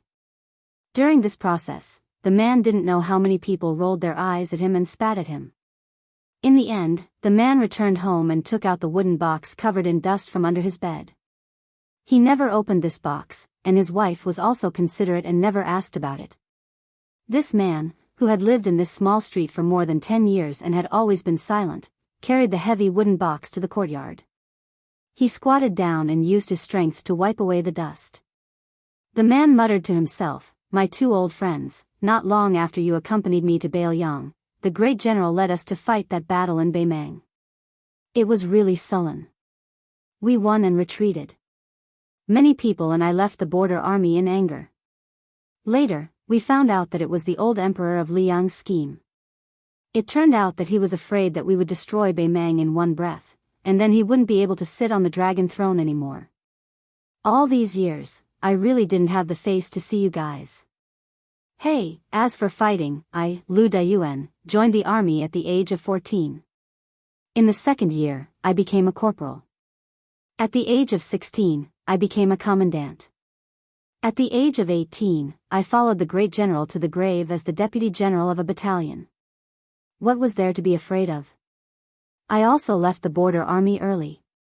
Otherwise, when little bastards like Wang Lingbao and Li Mofen see me, wouldn't they have to tuck their tails between their legs and behave themselves? The commoners on this street were somewhat puzzled. After the sound of horse hooves, they saw 7 to 8 elite cavalry wearing armor and carrying swords stop in front of Lu Dayuan's house. This made the commoners somewhat worried. They scolded Lu Dayuan, that foreign coward, but after all, they had been neighbors for more than 10 years. Lu Dayuan wasn't a bad person. Everyone had deep feelings for each other. Otherwise, why would they scold him to his face? This big enigmatic Lu had better not offend the government's garrison. The leader of the elite cavalry was a tall and sturdy man in his 40s. He was now the main general of the local army stationed in Longqing County. He had been a commandant of the cavalry for more than 10 years. The commoners of Longqing County might not know him personally, but they all knew that this person was highly regarded by Lingzhou's General Han Laoshan. It was said that he was brothers with Hong Shuwen, who was born in the Red Phoenix Battalion. In the future, how could a commandant with real power or a deputy general of a province run away? One of the commandant's trusted subordinates asked softly, Commandant, who are you sending off?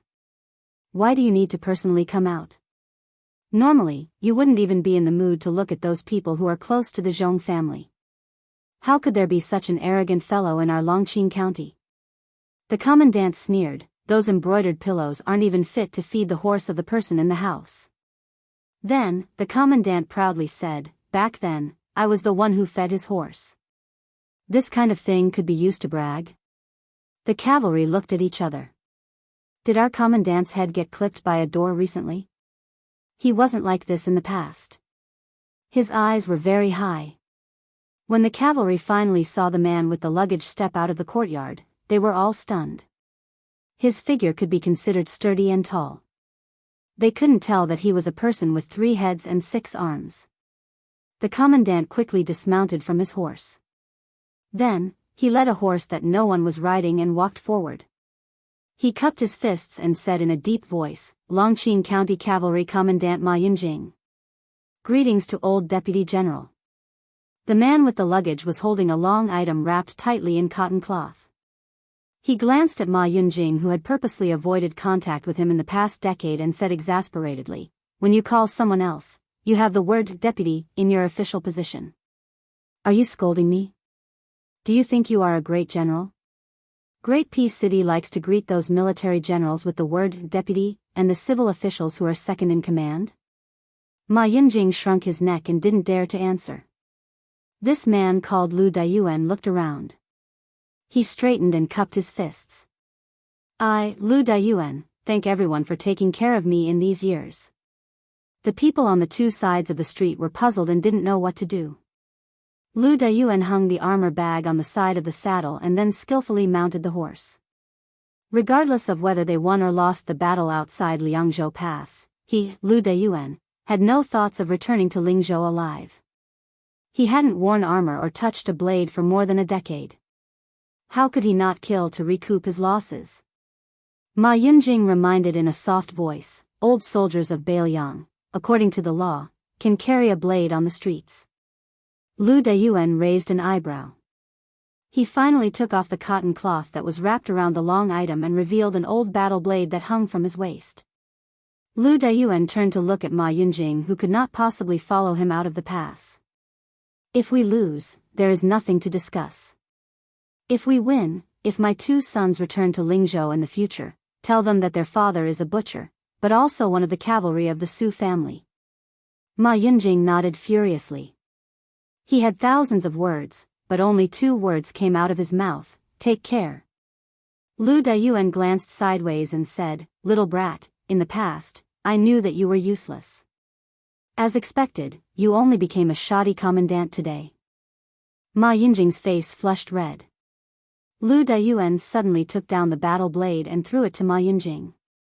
He laughed and said, fine, I'm going to use the new cold blade to kill the enemy. Since you fed the horse for so long in the past, I'll give you this one. Ma Yunjing felt as if he had received a treasure. Such a man actually had tears in his eyes. This battle blade was the first generation of the Su family's blade. It symbolized the rise of the Su family's cavalry in the land of spring and autumn. It symbolized the invincibility of the Su family's cavalry in the Central Plains. It was also because of the Su family's old cavalry camp that the current Biyao cavalry was the best in the world. And this man was from one of the Su family's old cavalry camps, the Manjia camp. First-class cavalry, Lu Dayuan.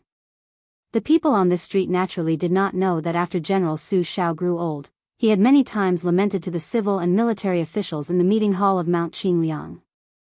In the past, that kid called Lu Dayuan was the fiercest in battle. He was comparable to Lu Qiu. He was really not a coward. Chu Lushan would always complain that he was wronged, but that guy surnamed Lu always charged forward with all his might. He never paid attention to the art of war, so he was definitely not as good as me. Yuan Zuozong would tear him down, but he never lost even once. Butcher would nod and say, yes, he's like me. And then a certain young man would mock him with his Royal Highness. Around the beginning of autumn this year, many of the Su family's old soldiers like Lu Dayuan began to rush out of the pass. And they were the backbone of the Biyao cavalry. At this time, Lu Dayuan and Ma Yunjing urged their horses out of the city together, mumbling something. The young elite cavalry could only hear the faint sound, but it was not very clear. After Ma Yunjing sent Lu Dayuan to the road outside the city, He watched him leave, speechless for a long time. Finally, when he turned his horse around, Ma Yunjing also mumbled, "My Sioux family's Manjia camp, the scouts roam everywhere, that is to scatter, the camp does not move, it is to support the beam." Chapter 19:15. For the common people of the marketplace, building a house was a top priority, and erecting a beam to signify the completion of a new house was also a top priority. Thus, on the day a country, prefecture, frontier fortress, city, or military town was completed, the meaning behind the hanging of a plaque was equivalent to the raising of a beam for the common people. As a result, the significance was extremely important.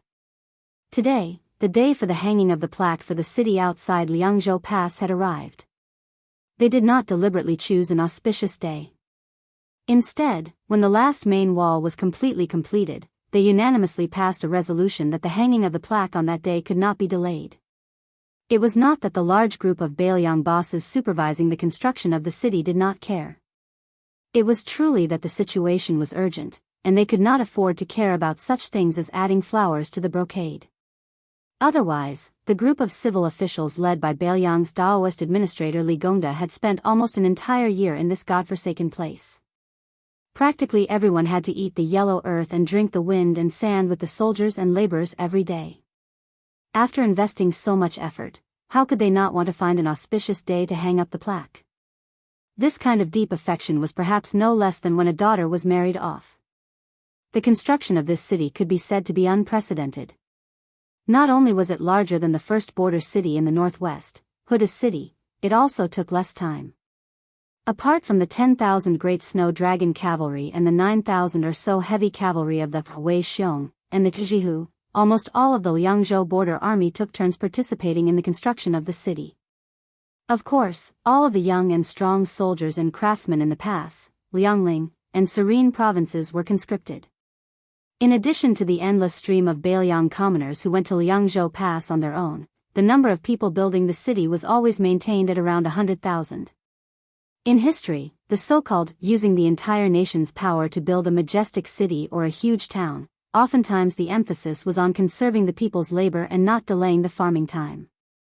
Most of the time, in 30 days, quickly build a wall, and then intermittently take several years to complete the construction. But this time in Baliang, the Su family on Mount Qingliang had nearly exhausted all of their wealth to build the city's main wall. It was simply a magnificent feat of cutting off the cauldrons and sinking the boats. Just the loess used to build the main wall had already hollowed out 2 small hills south of the city, Longzhou and Huwei. At dawn, Li Gongda and his neighbor, Song Chengsui, the Mahist school's deputy supervisor, got up early together. After ascending the city wall and strolling on the wide horse path, the administrator, who had lost 20 pounds at some point, subconsciously stamped his feet out of habit. The old man with white hair smiled proudly. With me, the miserly Gongda, keeping an eye on them all day long, who would cut corners. Besides, no one would dare to slack off. This was not a matter of money. Instead, it was the most obvious principle in front of everyone. If this city exists in Liangzhou, it will exist. If this city dies, it will perish. He was the leader of Baliang's civil officials, who had lived a smooth life in the officialdom. Although he had lost a lot of weight, his body looked much more robust. If the officials of Lingzhou could come here, they would be shocked to see official Li. They might not even recognize him. The slipperiness that Li Gongda had accumulated for most of his life in the officialdom had completely disappeared. Instead, it was an invisible heroic spirit that could only be possessed by someone who came from a family of generals. The old man was a scholar after all. He reached out his hand and touched the inner wall. He chuckled and said, "In the past, in the conference hall of Qingliang Mountain, where there were more martial arts than literature, I could never understand what the general was talking about with those rough men. Something about a horse path or a parapet. It was only when I came here that I realized. Just like this parapet, I had actually read about it in books a long time ago. Many frontier poems have sung about it. It's called Disdainful Gaze. Parapet, it's still better to call it that way. Every time I walk around the city, I will think about that little girl at home who makes people worry. In the past, it was that fellow from Hanlon Academy that made us feel helpless. Now that I think about it, it was the general who had foresight. He said that in the world, when a father and a daughter raise a child, it would be easier to raise a son and more troublesome to raise a daughter. Song Changsui said in a deep voice, "Old Li, you also know that I am not the kind of person who likes to praise people. Your Hanlon Academy is really not bad." The battle on the Longyan Plains was beautifully fought. Beimang, Dongzhua's elite scouts, including Crow Palanzi, were all wiped out. This battle was really satisfying. Li Gongda, whose lips were chapped, twirled his beard and smiled. That's right. This kind of thing only feels comfortable when an outsider praises it. As a father, no matter how much I say, it always feels wrong. To tell the truth, old Song, you really can keep your composure. I've been waiting for you to say these words for quite some time. It's been so stifling that I'm about to suffer internal injuries. Song Changsui said helplessly, before this, I was so busy that my head was in a mess. How could I have the slightest bit of energy to chat with you? Li Gongda sighed with emotion. That's true. I boast that I have quite a lot of experience as an official in this life. In short, I ponder and ponder all day long about other people. Although it can't be said that I don't do anything at all, to personally attend to everything like this is unimaginable. It feels like in just one short year, I have repaid all the practical experience that I, Li Gongda, owe in officialdom for a lifetime. Song Changsui smiled knowingly. Li Gongda suddenly slapped heavily on the arrow pile and said loudly, if such a good city wall can't be defended, not only will they be killed by the Beimang barbarians, but they will also be scolded half to death by me. Song Changsui was stunned and then looked around. The inside and outside of the city was the most familiar scene of the construction of the city. The chanting rose and fell one after another. Although the huge city under his feet could already be hung with a plaque, there was still a considerable amount of work to be done. The Mahist scholar asked softly with a smile, can you really bear to scold them? Li Gongda, who was originally aggressive, suddenly lost his arrogance and only whispered softly, there are so many Biyao frontier army men. I, Li Gongda, can bear to scold my son, but I can't bear to scold them. The newly appointed provincial governor of Liangzhou, Biyao, could go to Mount Wudong to meet friends and slack off. However, as the transport officer and deputy provincial governor of Beilyang Road, a certain someone could not rest for a moment. He traveled non-stop from Qingsang City in Liuzhou to Qingyuan Army Town at the western gate of Liangzhou until he lifted the curtain of the carriage and could see the outline of the magnificent city outside the pass. It seemed that ever since Su Beiji left Mount Qingliang for Lingzhou, he had been constantly on the move. As the provincial governor of purchasing rice, he had built granaries all over his territory and served as the transport officer of a road. He was in charge of strategizing about the transport of grain. In between, he had gone to Lianghui Road to meet with Han Lin in private. Not long ago, he went to Mount Lantua in the western region to bring 20,000 monk soldiers to the defense line of Qingsang City in Liuzhou. This time, after attending the plaque hanging ceremony, he immediately went to Lingzhou and personally watched the grain cooling before he could be at ease. In these years, he did not have a fixed residence. It seemed that if he was not on horseback, he was in the carriage. In any case, it was always bumpy. Outside this carriage, there was not a single elite cavalry of the Beilyang frontier army escorting it. Logically speaking, with Su Beiji's high rank and his great importance to the upcoming Battle of Liangmang, even if they sent him 1,000 Beilyang cavalry as a retainer, it would not be an exaggeration. However, it was precisely because of this that the position of this young strategist in the Su family's Mount Qingliang and in the hearts of the young kings was even more unparalleled. This was because there were only 80 people escorting the carriage. 80 riders, all carrying swords. 80 people of the Wu family's sword tomb. The current generation's sword crown Wu Luding, the swordsman Suehua who carried the ancient sword Su of Gojozian on his back, the demon Zhu Huang who was notorious even in the sword tomb, Helian who had a deep understanding of the way of the sword maniac, Zhang Wantai, Gong Sun Xiushui, Nailan Huayu. If this could not be considered as extravagant, then there was probably no retainer in the world that could be considered as elite. Although Su Beiji, whose face was full of exhaustion, was extremely sleepy. He still could not fall asleep. Several times, he closed his eyes but did not open them for a long time. He simply sat cross-legged, took out Li Yishan's old handbook from his bosom, and gently flipped through it. He had heard from Su Fengnian that the Tide Listening Pavilion's large golden signboard was personally written by the old Emperor Liang. The 4 large characters of Beiliang Palace on the gate of Mount Qingliang were written by Princess Consort Wusu. After that, when the first city outside Beiliang's pass needed to be built, Su Zhao's original intention was for a boor like him to not make a fool of himself, so he wanted Li Yishan to do it for him. However, Li Yishan did not agree, so Ren Tu could only go to Wutong'an to seek advice on writing from His Royal Highness. In the end, who knew how many baskets of waste rice paper were filled with it? Only then did the 3 words, Huda City, appear. Su Xiao had once joked that he, Ren Tu, had even finished writing the words for his next life.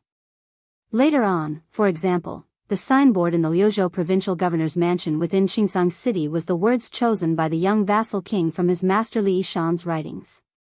This was because Li Yishan's contributions to Beiliang went without saying, and Li Yishan's contributions to Liuzhou were even more profound. Before the Tide Listening Pavilion and Wutong'an's treasured antiques were scattered all over the Central Plains. Su Beiji and Su Fengnian once had a very relaxed and leisurely conversation. You don't feel sorry for them? Who do you think I, Su Fengnian, am? I am Su Zhao's eldest son. What kind of good things have I not seen in this world? When have I ever been such a stingy person? Back in the day, when it came to those wandering heroes from other places, those poor scholars who could write beautiful poems, and those fortune-tellers who set up stalls, I would always throw away 1,000 gold without even blinking an eye. Oh. Then why was it that when I casually picked up the toddler climbing urn painting and threw the A Mountain Journey inkstone into the box, your eyes were blinking so hard that they could fan up a great wind? I was just reminding you to be a bit more gentle. If you bump into something and damage its appearance, it won't be easy to sell it. Appearance? It's nothing more than the cheap price of a few dozen or a few hundred dan of grain. Isn't it a bit pretentious to talk about appearance? Chapter 1916. The difference between each item is a few stones of grain. Many a little makes a mickle. It's already a lot. You really don't feel bad? I don't feel bad. Zhu Zi, you've asked me this question at least 7 or 8 times.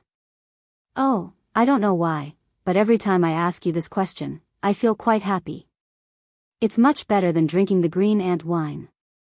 Zhu Zi, you go ahead with your work. I'm going to drink the green ant wine. I'll ask you one last time, I really don't feel bad. That's not it.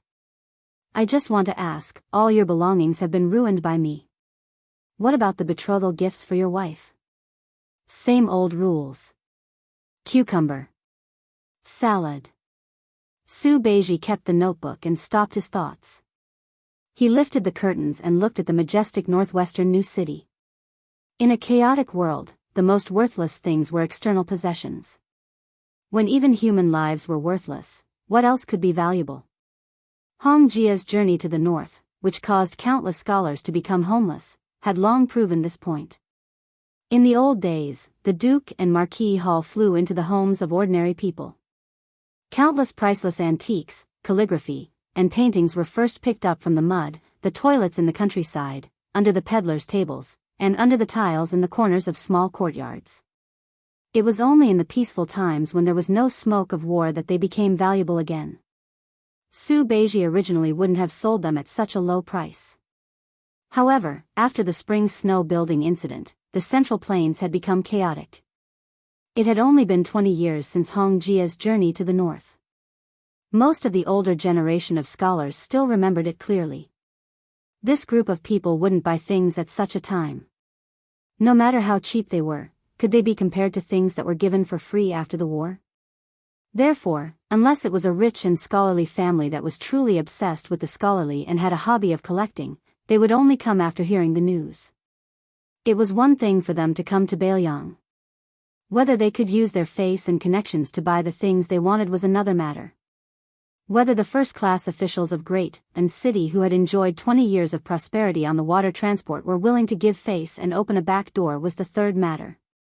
These officials with deep backgrounds were all willing to take out grain from the rivers under their jurisdiction for the sake of money or friendship. However, after weighing the thighs of their families, whether it was enough to compete with Wen Tai, the deputy administrator of the Jianghu Road, and Ma Zhongxian, the deputy judici of the Jianghu Road, whether they dared to be unafraid that these two influential border officials would hold a grudge against them was the fourth matter. However, the most important matter was not that the cultural relics were sold cheaply or that the grain was cooled. It was that Biyao could use this to follow the Guangling Road and infiltrate the Fish Dragon Gang and the Whispering Room into Qingzhou's Xiangfan City. Once Hexabai City was lost, Liangzhou and Liuzhou were destined to disappear. Then, the remaining troops of Beiliang's border army would not be too helpless. Even if Chen Jibao had already left a backup plan in Shishu to deal with the Su family, Beiliang's cavalry would still have a way to enter the hinterland of the Central Plains. Since this was the case, how could Su Beiji not be a prodigal? However, when Su Beiji proposed this idea directly, the young king agreed without a second thought. This made his well-prepared speech meaningless. In the depths of Su Beiji's heart, there was a hidden thought that he would not say out loud. That was, as long as Beiliang won the second battle of Liangmang. Then, how could Beiliang not participate in the battle of the Central Plains? Su Beiji sighed and was about to put down the curtain. A rider who was close to the carriage rode closer and asked with a smile, "Deputy Provincial Governor, why are you so anxious to enter the city?"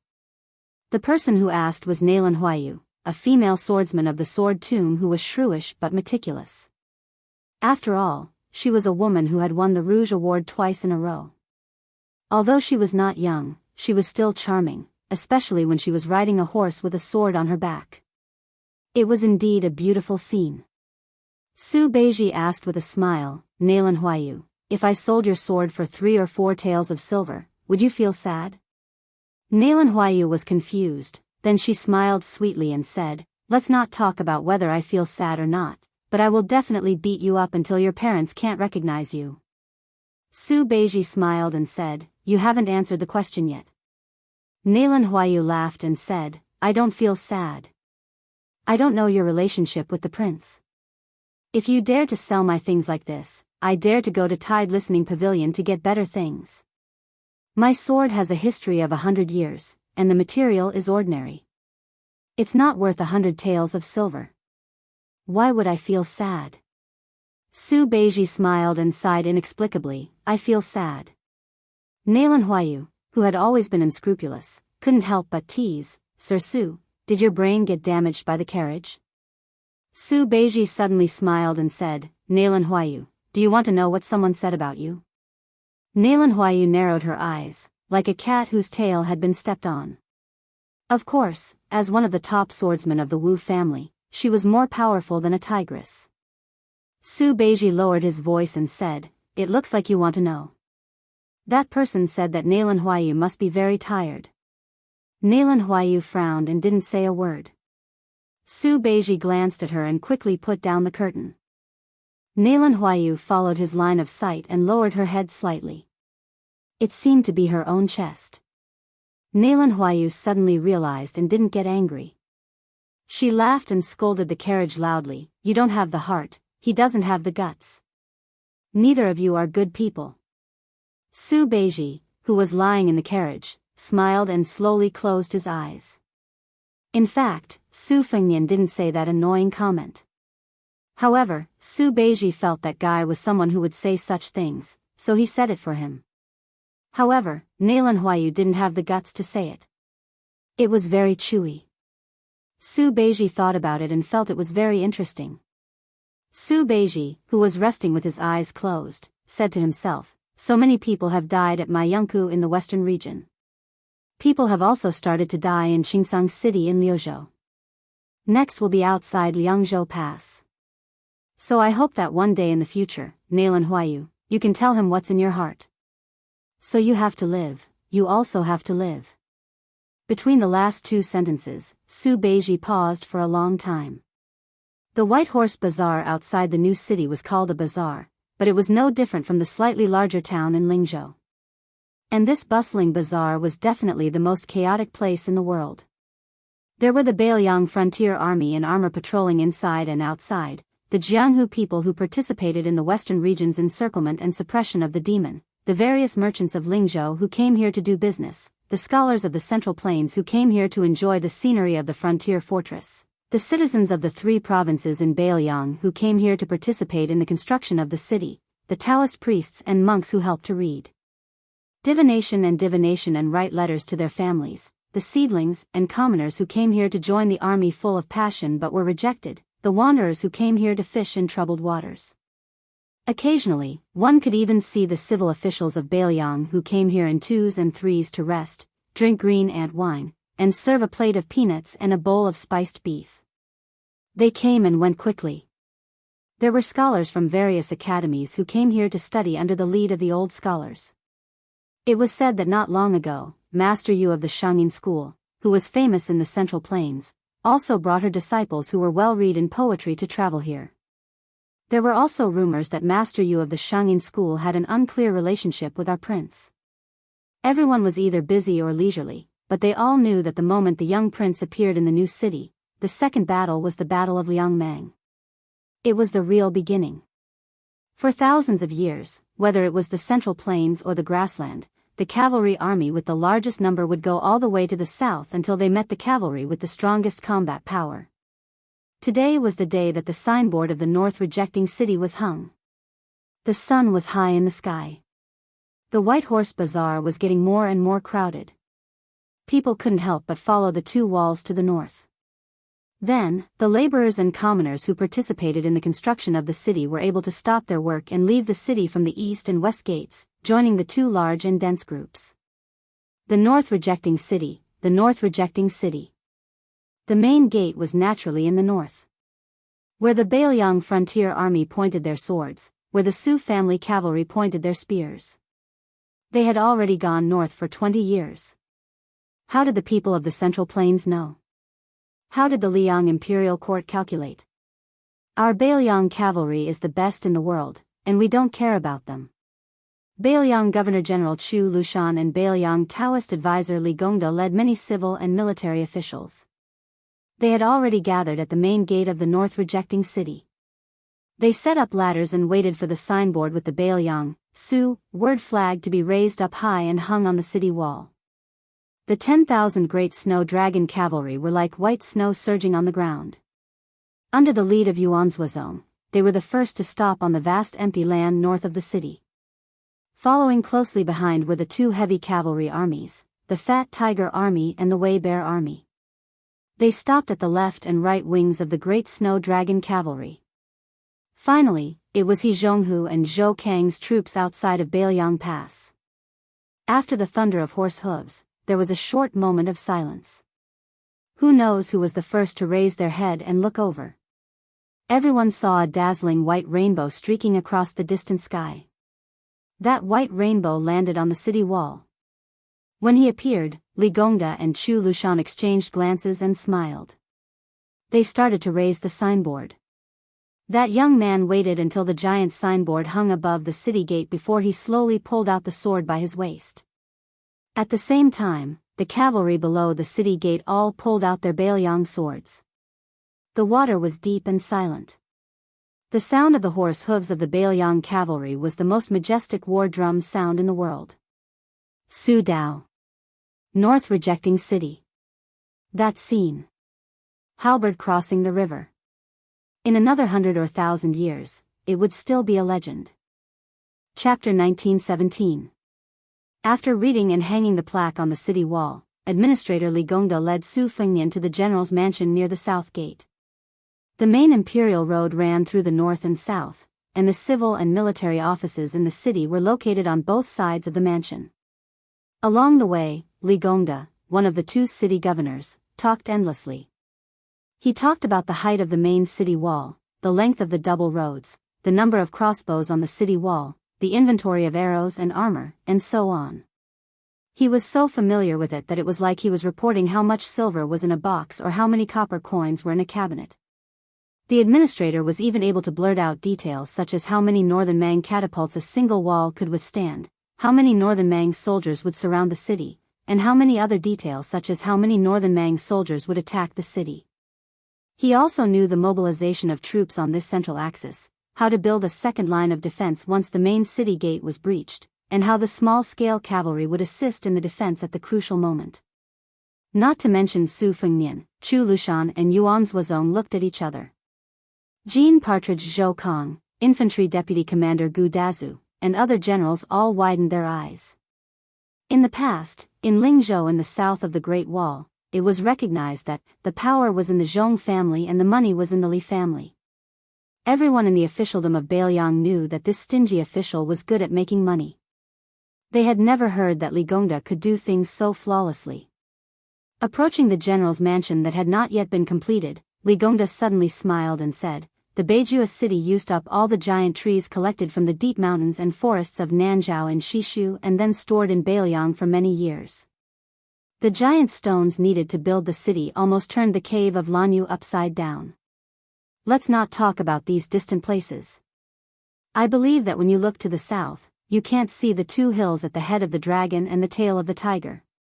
From the first garrison in the pass to the north to build the city outside the pass, and then most of the border army took turns to work here, and the people in the pass were countless." Speaking of this, the old man stopped talking and smiled. Li Gongda, a civil official who had an extremely bad reputation among the generals in Biyao, was in high spirits at this moment. He was not the slightest shadow of the sycophantic official of the Su family in the conference hall of Mount Qingliang in the early years. At that time, except for Chu Lushan, who came from the same sect, and did not have a high rank at that time, no one was willing to pay attention to Li Gongda, the chief official of a province. Yan Jieshi, a famous scholar, naturally disdained to be associated with him. Even Tian Peifong, the former provincial governor of Liangzhou, who had now resigned, could not bring himself to call this person his brother.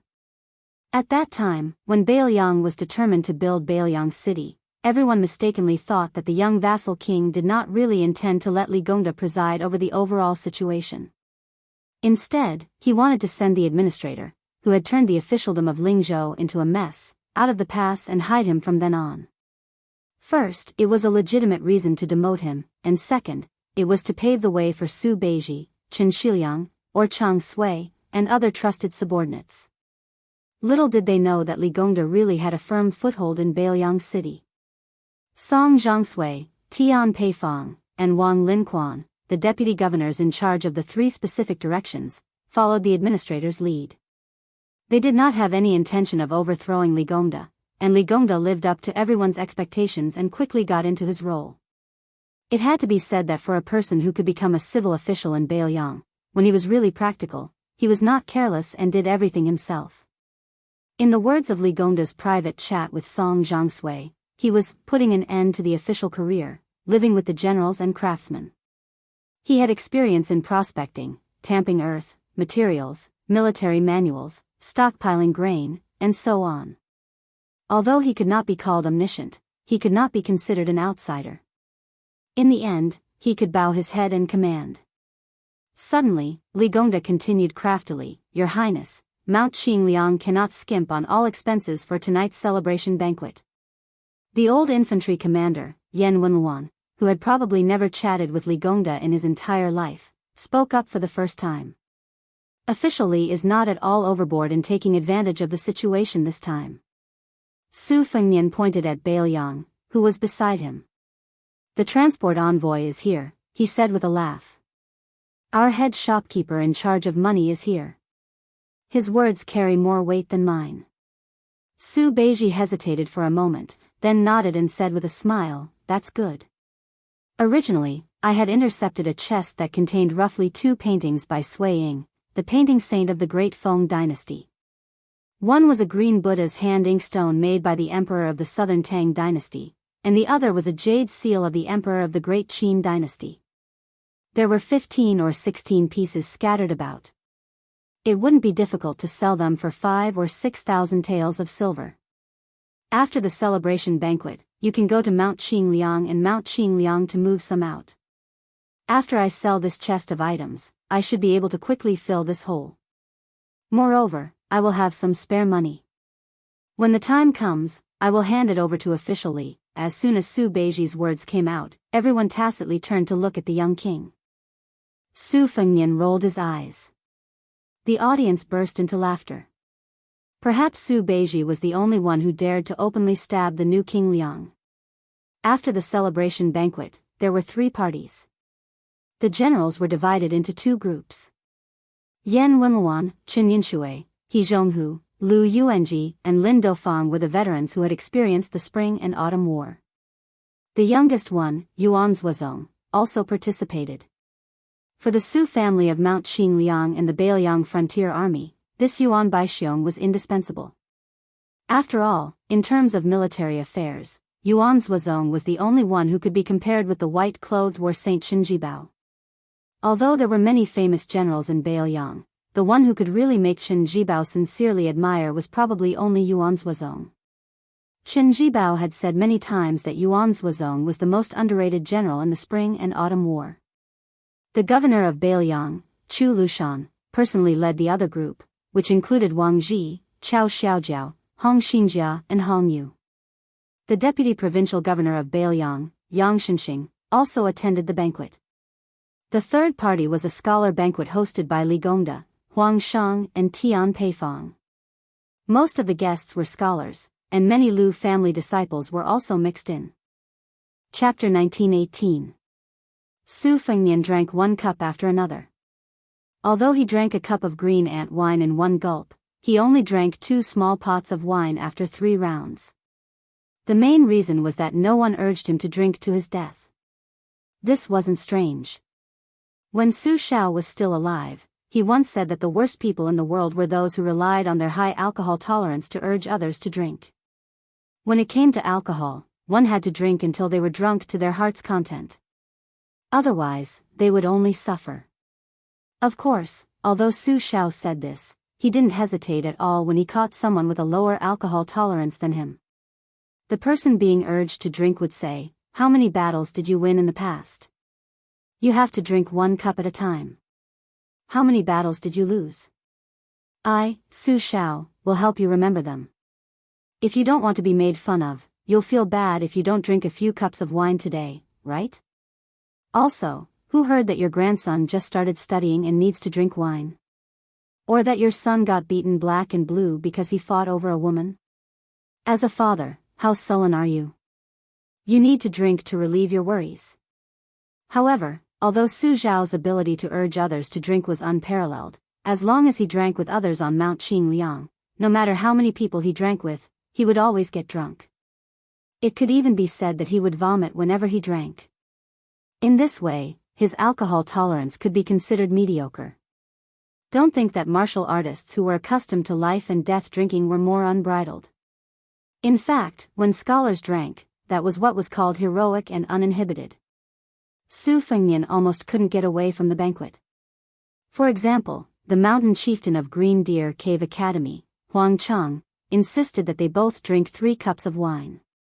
Afterwards, Tian Peifang, who had resigned from her position, also began to hit him while he was down, saying that 3 cups was too much and that he only needed to drink 2 cups with the prince. If it weren't for Su Beiji helping to hold him back, Su Fengnian would probably have to obediently lie down even if he could drink 7 or 8 caddies of green ant wine. In the end, Su Fengnian and Su Beiji, reeking of alcohol, walked out of the general's residence and slowly headed north on the main road. Su Beiji said softly, "Before Li Gongda got drunk, he bought something from me." Su Fengnian was a little surprised and joked, "Did the sun rise from the west?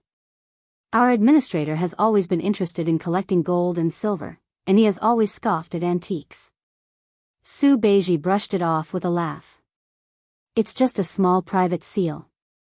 Since it's from the Tide Listening Pavilion's treasury, the material must be extraordinary.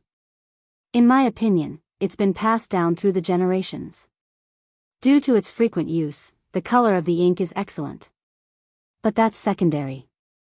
Do you know what a seal is?" Su Fengnian couldn't help but laugh. "How could I have guessed that?" Su Beiji waved his sleeves, either to get rid of the smell of alcohol or to get rid of his melancholy. It's the phrase, the heart of an official is like water, which means to be incorruptible and self-disciplined, and to be as pure as water. I wouldn't have found it strange if Yan Jieshi hadn't left Biyao all those years ago and had come to buy this small seal, or even if it was Tian Peifong, whose reputation can be considered decent. But Li Gongda coming to buy these words, isn't that a bit comical? Su Fengnian frowned. Su Beiji asked with a smile, then guess again, how much silver did Li Gongda spend to buy these words? Su Fengnian suddenly understood. For this celebration banquet, it's not convenient for Li Gongda to openly pay out of his own pocket. Otherwise, he would be suspected of overstepping his authority and meddling in other people's affairs, so he used this method to help our Mount Qingliang advance the money? Su Beiji extended 2 fingers and waved them around. Su Fengnian couldn't help but laugh. 20,000 silver? In the early years, the only hero in the world who could dig out silver from Li Gongda's hands was that fellow Li Hanlin. Back then, Li Hanlin was the one who paid for all the women and wine. It's just that every time he came home, he couldn't avoid his father's grumbling. Su Beiji shook his head and laughed. 200 silver. Su Fengnian was stunned. 200 silver taels? This Uncle Li. Su Fengnian laughed heartily. This was also the first time he had called Li Gongda Uncle Li. In the end, Su Xiao and Su Fengnian of Biyang's Su family shared a deep relationship with Li Gongda and Li Hanlin of the Li family. To put it bluntly, back then, when Yan Jieshi betrayed Biyang, Su Xiao's original intention was to make things difficult for him a bit. He wouldn't go too far, but he definitely wouldn't let Yan Jieshi leave so easily. On the other hand, there had been news from Liang imperial court a long time ago that the old Grand Secretary Zhang Julu had once intended for this person to be the assistant minister of the Ministry of Revenue, in charge of Guangling Dao and Gangnam-do's tax collection. It had to be known that at the time, Li Gongda was only the provincial governor of a province. Although his rank and salary were the same as that of an assistant minister, Liang's officials had always been one rank higher, let alone an assistant minister with real power who was right in front of the emperor. Therefore, the departure of the scholarly Yan Jieshi was only a pleasant surprise for Liang. On the contrary, it was Li Gongda who stayed that was inconceivable. As for the friendship between Su Fengnian and Li Hanlin, who had played together since childhood, there was even less to say. Su Beiji laughed, squeezing out a word from between his teeth. Wan. Su Fengnian thought he had misheard. What? Su Beiji exhaled softly, sighing with emotion. It's 2 million taels of silver. Su Beiji continued, at the time, Li Gongda told me that he had diligently accumulated this large family business his entire life. Originally, he wanted to let his son, Li Hanlin, live a carefree life. It's just that he doesn't need it anymore. Su Beiji turned to look at Su Fengnian.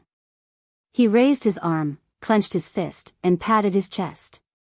Previously, the old man patted his chest and told me just like that. He said that I, Li Gongda's son, Li Hanlin, the dignified officer of Biyang's White Horse crossbowman. What does he need his father's money for? Su Beiji stopped in his tracks and turned to look at the mansion. He repeated the old man's last words. I, Li Gongda, can be looked down upon by anyone in this lifetime, but I will never be looked down upon by my son. Su Fengnian rubbed his cheeks with both hands and asked softly, Zhu Zi, do you think I should withdraw Li Hanlin from Liuzhou? Su Beiji suddenly said angrily, bullshit. Su Fengnian laughed, raising his head to look in the direction of Liuzhou to the west. Li Hanlin will definitely say the same thing. To the north of Qingsang City in Liuzhou, Ko Jianghuai and Su Longxiang had already begun their second frontal assault against Huang Songpu's army. Of the 1,200 Liangzhou's White Horse crossbowmen who had rushed to Liuzhou, only half remained. Officer Li Hanlin only had 600 soldiers remaining. Chapter 1919. Autumn was high, the horses were fat, and the water plants were lush. However, the further south one went from Beimang to Gusai Prefecture, the scenery became desolate and boring. It was full of yellow sand. No wonder it was Biyao. It was so cold and barren that even the wild horses, which were considered the closest to camels, were not used to it. However, it was rumored that the ranches in the Liangzhou Pass's Tu-Long region were a treasured land that produced the world's #1 horses. Because it just happened to have the word Long in it, all of the civil and military officials of the northern Mang and the southern dynasties coveted it, viewing it as an exclusive property that was already in their pockets. The few great figures who could speak loudly in the western capital's imperial court had already eagerly announced that they were willing to use the heads of Yang Guangdou, Qin Shiliang, Ko Jianghuai, and the others that were worth more than the nobles' heads in exchange for the ownership of several ranches over there, such as the world-shaking Xianli ranches and Tianjing ranches. However, this expedition to the south was not going well. Not long ago, Xi Jing heard a piece of good news. It was said that the eldest grandson of the Zhong family, who had been promoted to Xiajia because of his military exploits, had successfully convinced the bald donkeys in Mount Lantua to submit to Beimang. However, when the army had just stepped into the desolate Liuzhou border, bad news immediately came. First, a group of Beiliang light cavalry appeared out of nowhere and drove straight into Liuzhou from the border of Liuzhou. They bypassed a series of heavily guarded military towns such as the Gentleman's Pavilion and headed straight for Shijing, which shocked the imperial court. Then, 10,000 of Zhong Tan's elite cavalry were blocked at the entrance of Mount Mian. No one knew whether Zhong Tan was alive or dead. General Zhong Shintong, who was in charge of the second front of the middle line, quickly submitted a letter of apology to the King of Biting. His Majesty was not at all courteous to the Zhong family. He directly issued a transfer order to the middle line, ordering Zhong Shintong's younger brother, who was also Xiajia's uncle, Zhong Liang, to lead 8,000 elite cavalry and rush to Gusai province to intercept the Beiliang cavalry that had penetrated deep into the hinterland. Nominally, they were under the command of Commander-in-Chief Zhong Shintong. It was obvious that they were saying that the good situation in Liuzhou had been ruined by the Zhong family's descendants, so they should pay off the debt with the lives of 8,000 Zhong family members. If they could stop them, they would let bygones be bygones. If they could not stop them, then they would continue to use the Zhong family to fill in the debt. If Zhong Liang was still not capable enough, then it would be Zhong Shintong's turn to personally take action.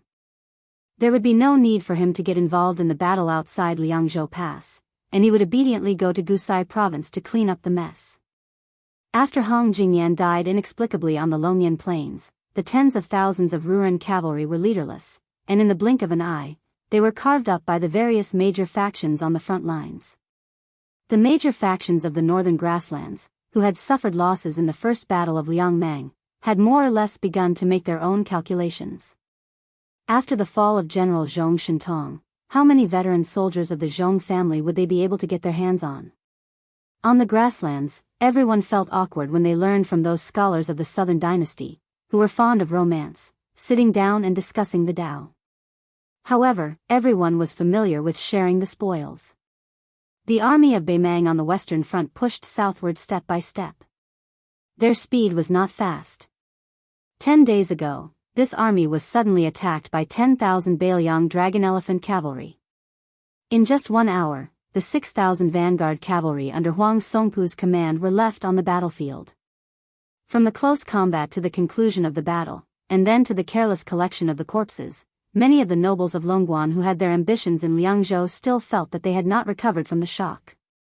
In fact, it could not be said that there were no signs.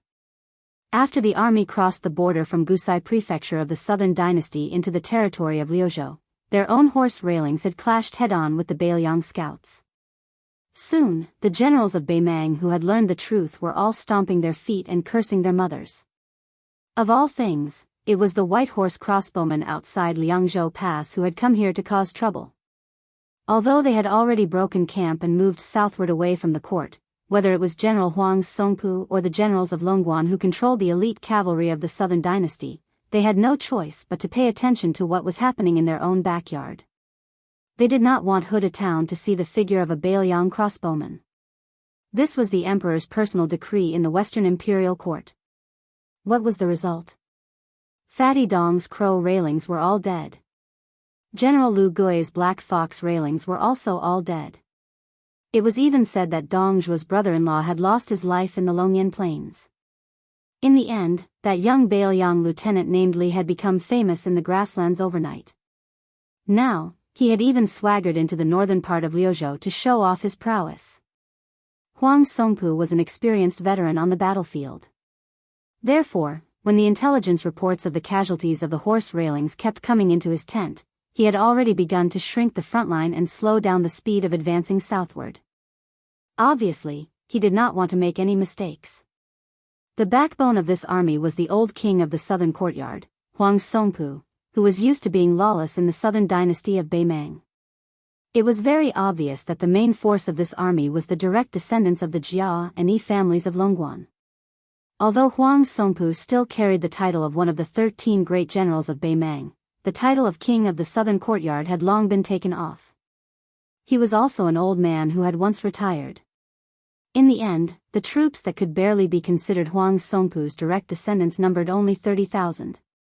Compared to Lu Gui, who had been banished to the battlefield of Yuzhou, they were even inferior.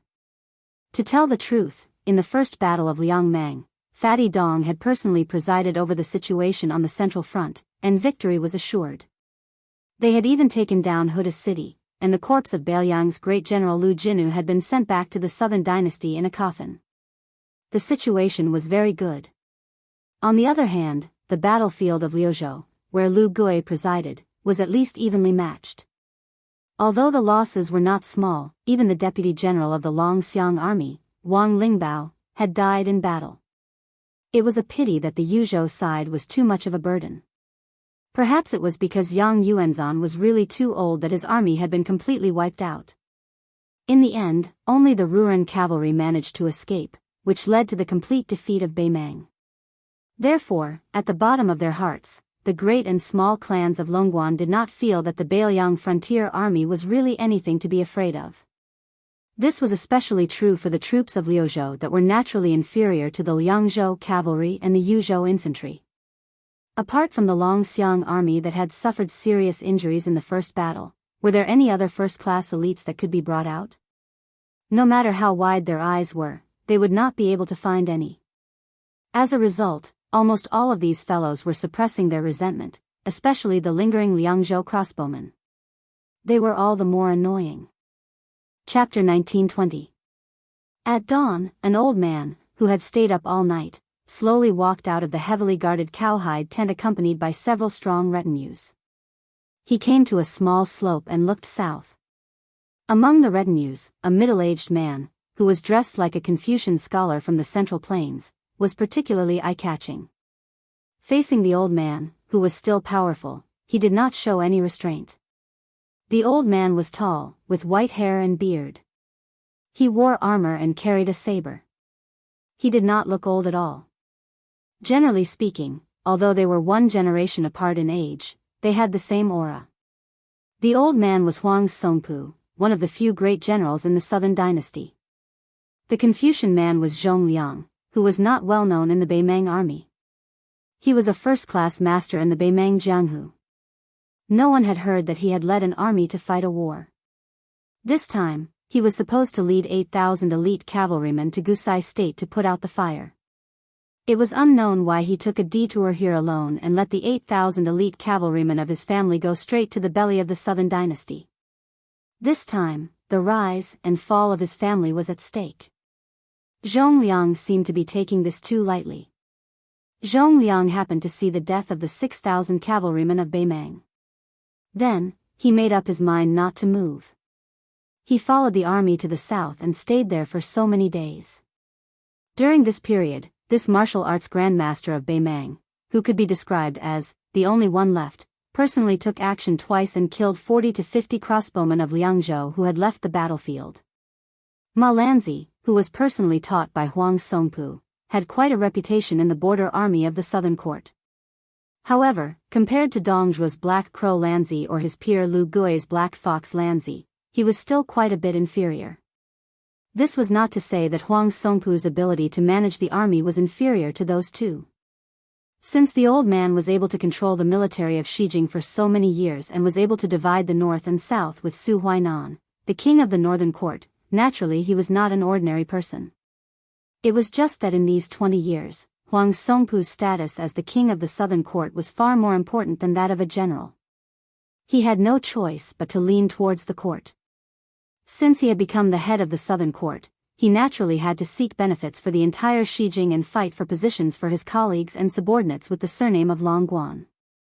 Over time, it was very difficult for him to personally go to the border army. As a result, when he led the army south this time, Huang Songpu could not help but have mixed feelings. He had not been in battle for a long time. Even if he did not fall behind in the art of war, there were many details that he could not operate as smoothly as before.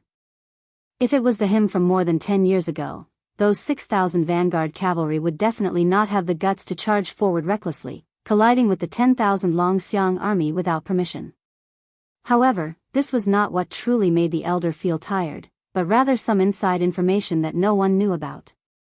On the surface, it seemed like the disciples of Longguan were unruly and difficult to tame, greedy for merit and rashly advancing, leading to a disadvantageous start, but in reality, Huang Songpu's original intention was to use the vanguard cavalry, whose battle strength was barely satisfactory, as bait, luring the Liuzhou cavalry into the mud.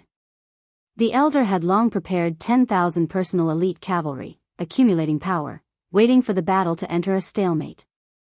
At the crucial moment, they would be able to reinforce the battlefield, ultimately making the final decision, swallowing the 10,000 Longxiang army in one gulp. Even if it was 20,000 soldiers and horses for 10,000 dragon elephant cavalry, Huang Songpu would still be a great victory, regardless of whether it was an empty grandeur or a real situation. It was all like this. However, compared to those soul-stirring cavalry battles with the main forces in the field, in this small-scale battle that could only be called a fleeting moment, Huang Songpu discovered that his strength was somewhat lacking. The first was that he overestimated the strength of the Longguan vanguard cavalry, underestimating the strength of the Longxiang army's charge. It was to the extent that when the 10,000 personal troops entered the battlefield, the original mantis stalking the cicada turned into a pure rescue mission. What was even more fatal was that in the following battle situation, Huang Songpu believed that the commander of the Liuzhou cavalry who launched this surprise attack also had the intention of luring the enemy deep into the enemy's territory. Therefore, the prudent Huang Songpu, after a bit of hesitation, even though he had the 10,000 personal elite troops launch a decisive pursuit, he strictly ordered the cavalry generals to not be 50 li away from the main force. This also meant that the amount of military merit was not great, only 50 li away. In the end, that cavalry general brought the elder a truth that made him not know whether to laugh or cry. After chasing for 50 li and hearing the order to stop, the remaining 3,000 or so enemy cavalry swaggered off. Apart from the dozens of white horse crossbowmen roaming far away from the battlefield, this Longxiang army that had eaten a bear's heart and a leopard's guts, did not have any reinforcements. How could there be a war like this? The Beiliang border generals who had dealt with Huang Songpu before, be it Huda City's Lu Jinu, the former Huaihua great general Zhong Hongwu, or He Zhonghu, none of them had lost their minds like this. Huang Songpu was deeply worried. He raised his eyes and gazed into the distance, frowning without saying anything. The Beimang great demon general Zhong Liang, dressed in a scholarly robe, glanced at the old general's expression and laughed. "Old General Huang, as long as we put aside the vast western regions where the two military towns of Linyao and Fengxiang are located, Liuzhou is actually only so big. No matter how strange Beiliang's military strategy is, it's just a Taoist field in a snail's shell. Even if the Battle of Miyun Pass added another 20,000 Lantua mountain monk soldiers to Beiliang, it's still just a drop in the bucket." Huang Songpu shook his head. Qingyuan military town in Liuzhou's Qingsang city has several elite troops of the Su family's border army coordinating with each other from afar. They also have Yulwandao's Yuzhou light cavalry helping to tear apart the battle lines. Whether it's strategic depth or military strength, we're not as disadvantaged as we imagined. Besides, Zhong Liang continued the conversation, his smile growing wider. "What? Old General, are you also worried about West Chu's twin jade pillars, Xie Shibian and Ko Jianghuai? Are the two of them really planning and strategizing for Beiliang on the Liuzhou battlefield?" The old man calmly said, "I believe that no general in the present age can underestimate the combined might of these two, right?" Zhong Liang, whose graceful bearing was like that of a mountain immortal in a painting, laughed. "As long as Liuzhou's military strength doesn't converge in one place, I believe that they won't be old general's match.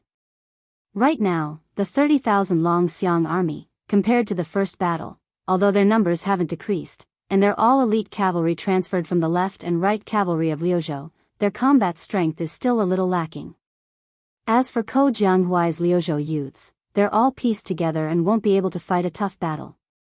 The remaining soldiers of Xia Shibian aren't even worth mentioning. Otherwise, Mount Xingliang and the Governor-General Manor wouldn't have given him 20,000 Lantua mountain monk soldiers. Taking everything into account, Liuzhou only has 70,000 troops, while Old General has 150,000 under you. Moreover, you can receive reinforcements from the Southern Dynasty at any time, as long as you don't collapse in one battle. At this point, Zhong Liang gave a self-deprecating laugh and didn't continue. Firstly, these words were somewhat inauspicious, and secondly, this view was too absurd. Liuzhou wasn't the gourd mouth of Yuzhou, and Huang Songpu wasn't Yang Yuanzan. Furthermore, the Liuzhou border army couldn't even take care of itself, so they couldn't send so many troops into the Liuzhou battlefield.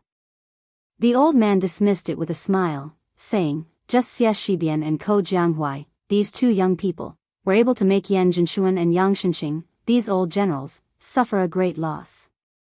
Now that there are even more young people in Lu province, how can an old man like me endure this?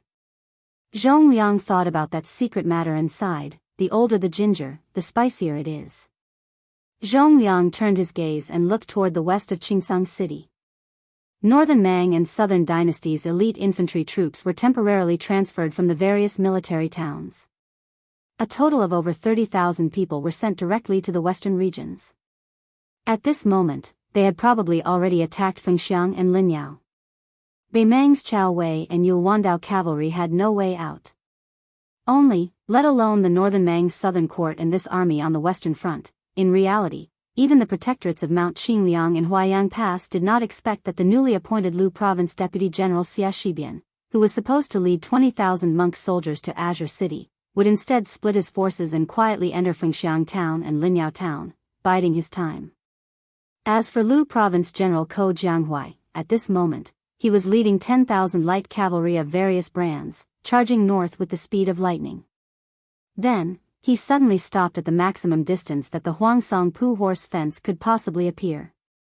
The cavalry that continued to charge forward after a slight rest was the 30,000 elite cavalry under Su Longxiang. The main force of the Liuzhou border army was out in full force. Chapter 1921. The autumn wind was austere. Liuzhou General Ko Jianghuai sat high up on his horse, narrowing his eyes as he gazed towards the north. He and Su Longxiang had previously made a military order to the Governor-General House, that was, before Huang Songpu's army reached Qingsang City, they had to stop Beimang's Western Front army at least 3 times. In the 10,000 cavalry attack 10 days ago, in terms of both sides' losses, the Longxiang army that seemed to have achieved great results did not gain much. Beimang's 6,000 vanguard cavalry might be considered the elite of the Southern Court's border army, but Liuzhou was different from Beimang's Western Front army. Beiliang definitely could not transfer troops from elsewhere to reinforce them. In other words, on the gambling table of Liuzhou, Ko Jianghuai only had so much silver on the table, a single copper coin less was also a small amount. However, Beimang's Huang Songpu could continuously bring out silver from his home. With enough capital, he could completely gamble a little for fun. As long as he won once, everything would be complete.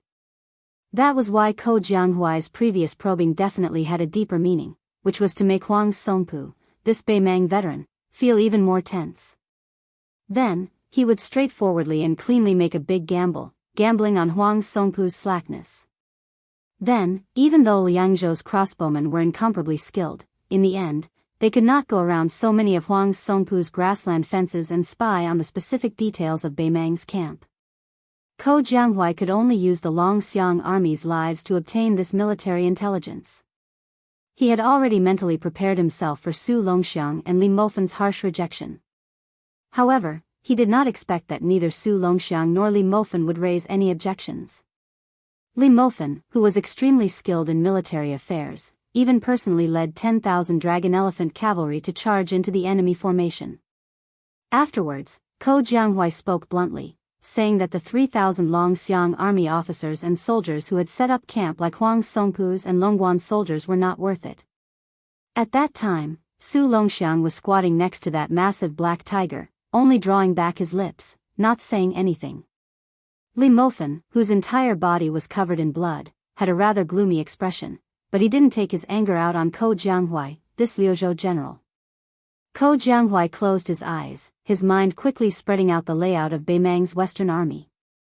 The army of 150,000 was divided into 5 large camps.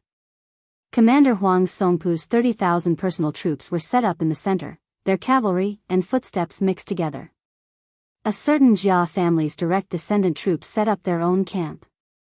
Even though there were only 20,000 cavalry, their fighting strength was not ordinary, all of them Beimang's typical lousy troops. Almost every one of them was dressed in armor, to the extent where there were several hundred strong cavalry who were even fully armored, taking on the embryonic form of a heavy cavalry army. The key was that regardless of whether it was maintenance or supplies, they were all responsible for themselves, undoubtedly a sharp weapon that could pierce through enemy lines. Then there were the 40,000 cavalry gathered by the 3 families. These 3 camps were located at the front lines, while the 2 camps at the back were the 40,000 soldiers transferred from the 6 or 7 military towns at the southern dynasty's border. There was also a supply camp that Beimang had only risen to prominence in the past 20 years. Based on what Li Mofan's troops had obtained when they broke through the Long Xiang army's lines, roughly 120 carriages, a total of 800 dan of provisions, and around 1,400 dan of black beans for the war horses. However, because the Beimang cavalry had always brought their own supplies when they went south to knock on the pass, in addition to the large number of maras accompanying them on every large-scale march, the supply camp's purpose was only to be used at the foot of Qingsang City, far away from the southern dynasty's border, in case the army couldn't take the city for a long time. Historically, the grassland cavalry had roamed the border areas of the Central Plains, especially in the autumn, so they rarely encountered any fatal supply problems. On the other hand, the Central Plains cavalry at the peak of national power had to rely on the power of the entire country to support that fragile supply line every time they took the initiative to go north. The real monarch of the Central Plains who changed this awkward situation was none other than the old emperor of Liang, Zhao Li, who had unified the Central Plains. 2 of his decisions created the current prosperity of the Central Plains cavalry. One was to use the reason that the monarch should guard the country's gate to reject a large group of civil officials' suggestion to move the capital to Guangling Road, and continue to use Old Tai and City as the country's capital. At the same time, he formulated a very bold national policy, sparing no effort in supporting the 2 Liliao border armies. He didn't hesitate to use the huge tax revenue from Guangling Road and Gangnam-do to invest in the northern border of Liang. The second decision was to allow Su Shao, whose meritorious service shocked the emperor, to lead the troops out of the capital, to be granted the title of Prince of Liang's vassal in the northwest, which was rich in horses, and let him directly face Beimang. Located in the north of Liang's vast territory, the 2 border crossings on the east and west were heavily guarded by the country's most elite cavalry. In addition, in the middle of Liang's vast territory, Ji province was a natural stronghold. The old general Yang Shenxing had once cultivated the Ji province infantry, who was known as the unparalleled in the world. How could it be as simple as just competing with Beiliang's Yan Wenwan? The reason was simple. The border of Ji province didn't need a large number of cavalry, so even if Yang Shenxing had a soft spot for cavalry, he could only go with the flow. Ko Jianghuai, who was resting with his eyes closed, subconsciously pressed his palm against the cold saber hilt at his waist and slowly twisted it. According to the spy report, Beimang's barracks were extremely shoddy. They hastily dug 3 trenches around the barracks, and the thin fence behind them could be said to be blown down by the wind. Hemp ropes were tied to wooden poles, and the knots of the ropes couldn't be considered particular. The passages between the barracks should be clean and solemn, and soldiers shouldn't be allowed to wander around the barracks without permission. However, these 5 barracks were filled with people coming and going in a disorderly manner, without any rules to speak of. Previously, Li Mofan's several hundred elite cavalrymen had marched all the way to Beimang's central barracks, less than 150 steps away. He saw with his own eyes that the left and right barracks were in a mess, causing the passage between the barracks to become extremely congested and chaotic. Not to mention the Beiliang Frontier Army, which had the strictest military law in Liang, Ko Jianghu believed that West Chu's army had to do better than Bei Mang's. Of course, this didn't mean that Bei Mang's cavalry was weak. On the contrary, it was precisely because Bei Mang's grasslands were used to the cavalry's lightning-fast speed that it was difficult for them to engrave this kind of cumbersome Central Plains military habit into their bones like the generals of the Central Plains. If it were any other army from the Central Plains facing off against Bei Mang's hundreds of thousands of iron hooves, who would have the time to investigate the flaws in the Bei Mang's setting up camp? They could only rely on the dangerous passes or defend the big city to the death. Even if they dared to go out of the city to fight, they could only rely on heavily armored infantry to form a formation to stop the horses and rely on concentrated crossbows to kill the enemy cavalry. Chapter 1922. Ko Jianghu had spent so much effort on a single premise.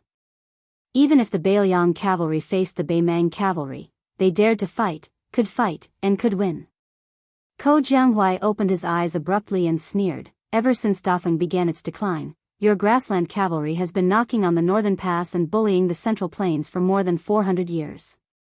You see the big city passes as nothing and come and go as the wind." The 10,000 cavalry behind Ko Jianghu started to push forwards, not too fast nor too slow.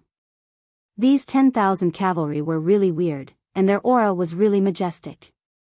Within Northern Mang's Central Army's commander tent, Huang Songpu stood in his armor with his hand on his blade, his expression calm and composed. He looked towards the dozen or so captains of great ages within the tent. There were trusted subordinates that he personally fostered, as well as those who spoke for Southern Dynasty's Longguan influential families, as well as young and robust generals who relied on their simple backgrounds to climb up to their current high positions. Huang Songpu said solemnly, "This time the 30,000 Long Xiang army has appeared. They probably know that they can't defend Xingsang City, but they aren't willing to expose Qingyuan Army Town at the west gate of Liangzhou to us. Hence, they want to go all in, saving a lot of trouble. All of you have been through hundreds of battles, so there's no need for me to nag about such small matters. Just remember that we have an absolute advantage in numbers, so we have to make use of it. Apart from the supply camp at the back, the other 4 camps must not stretch too far. We have to support one another, and we must not take risks. For this trip to Liuzhou, the peace decree gave us 4 words: a small loss is a victory." Huang Songpu looked at the people and then cupped his fists towards the north. "Everyone. I, Huang Songpu, am close to 70 years old. Back then, even the king of the South Courtyard left. If it weren't for the war going badly, I wouldn't be here today. I have nothing more to ask for in my life. However, out of all of you, the oldest one is not more than 50, and the highest official rank is only primary grade 3. After taking down Liuzhou, no matter how you reward me, I, Huang Songpu, will give you the title of Great General." Everyone in the tent was instantly pumped up. In the Central Plains, an emergency mobilization of more than 100,000 soldiers was definitely not something that could be deployed in a short period of time. However, the Bei Mang cavalry was different. When the generals hurriedly returned to their camps, loud bugles sounded from all 4 camps. However, because the appearance of the 30,000 Lu province elite cavalry was too unimaginable, and the speed of their advance was too fast, the 3 battalions at the front were still slightly behind, and to a certain extent, they had lost the initiative. When the cavalry charged, the enormous penetrative force brought about by the weight and speed of the war horses, as well as the terrifying penetrative force brought about by the sabers and iron spears in the hands of the cavalry, all required a considerable distance to charge up. Furthermore, when both sides had enough time to launch a charge, if one side could coincidentally launch a collision at the peak of their momentum, and the other side only needed to use too much force to show signs of exhaustion, the latter would suffer a great loss. The difference in strength between the battalions could be seen at a glance. Huang Songpu's personal elite cavalry was the fastest to finish organizing, spreading out layer after layer of vanguard lines at the front of the middle road. Long Pass's Jia clan's direct line of soldiers followed closely behind, but the hundreds of elite cavalry equipped with heavy cavalry did not show themselves. The cavalry gathered by the Yi clan of the Southern Dynasty were all in a mess. Although they were not afraid of battle, with the great battle imminent, this kind of chaotic mental state could easily affect the pace of the war horses. The reason why a cavalry was a cavalry. the warhorses were extremely important. The previous Biyao Protector General Chen Jibao had always ridiculed the Beimang cavalry with their lax military discipline as infantry on horseback. And in Biyao, every warhorse, every saber, every spear seemed to be infused with the old rules that the butcher Su Shao had accumulated his entire life on the battlefield. On the battlefield, no matter how many merits a general had, no matter how deep his seniority was, no one was allowed to use a halberd or horse lance, no one was allowed to wear gold or silver armor, and no one was allowed to stand alone in front of the vanguard. The vast land of yellow sand that stretched as far as the eye could see. The Biyao cavalry was like a huge wave of the Guangling River, surging forward.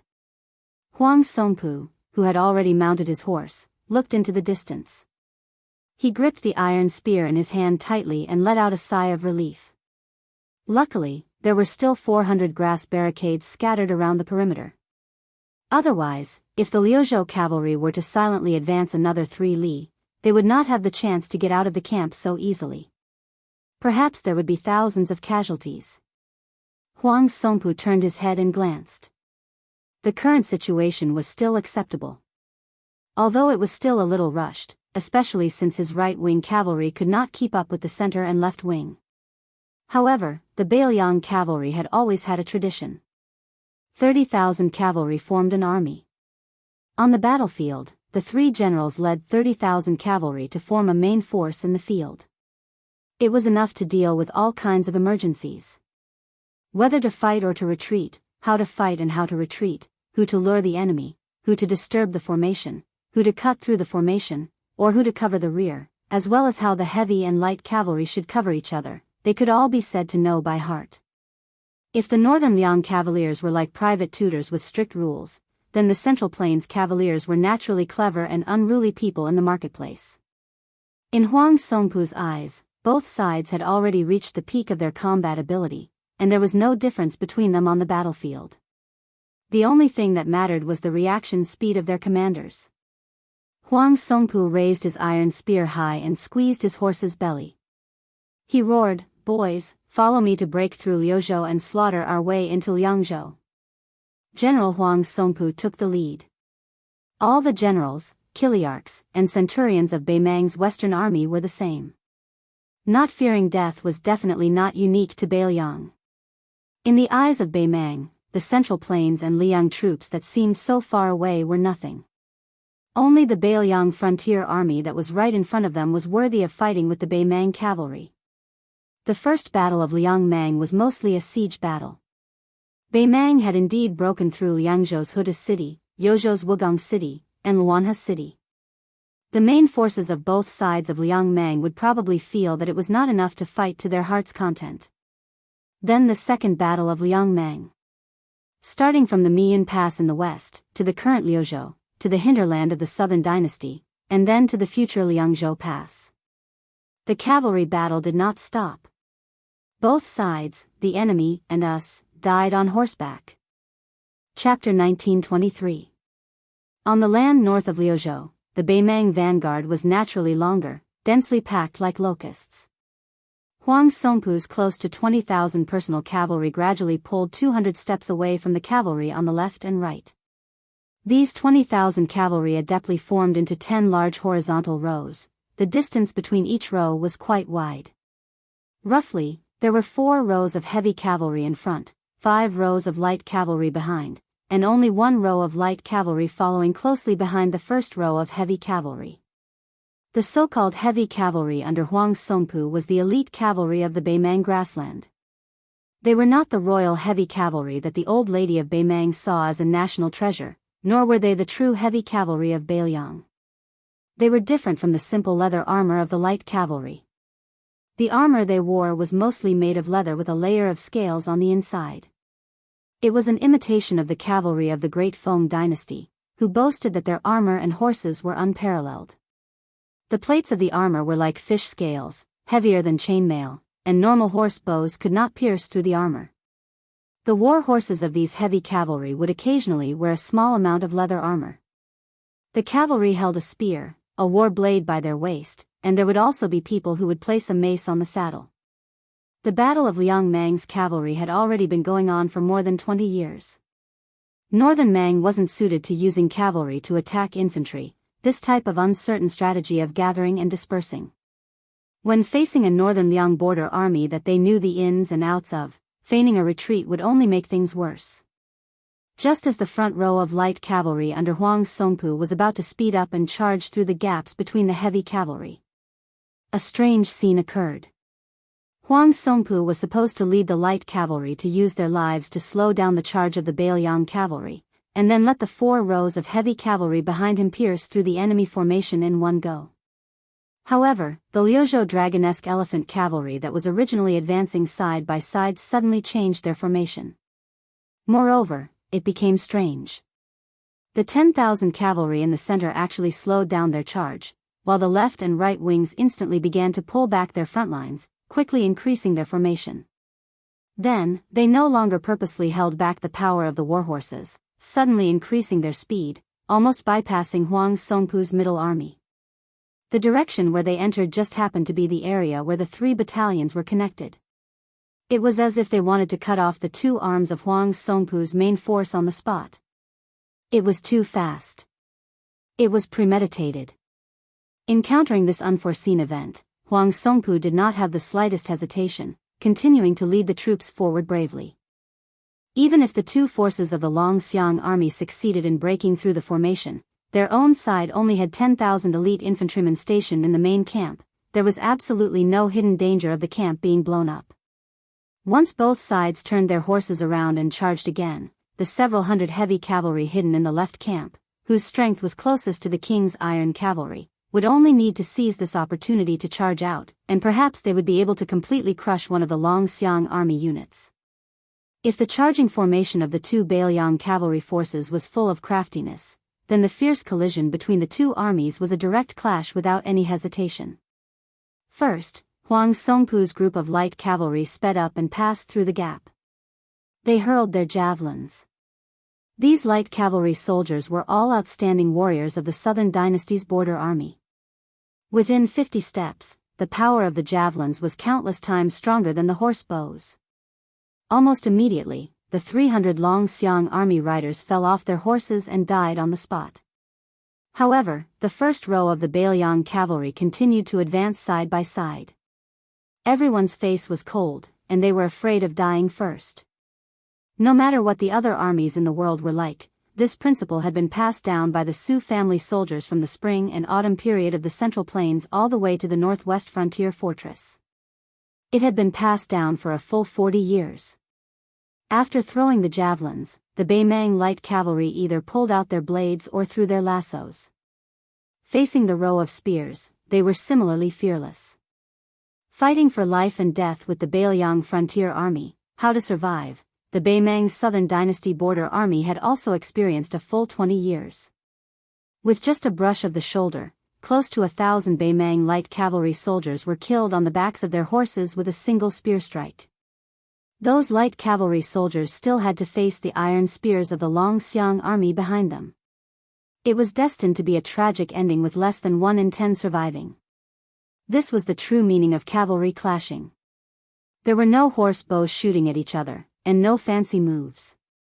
Because of the resolute sacrifice of this row of light cavalry, the first clash of spears between the Liang Mang side gave Huang Songpu's heavy cavalry an innate advantage.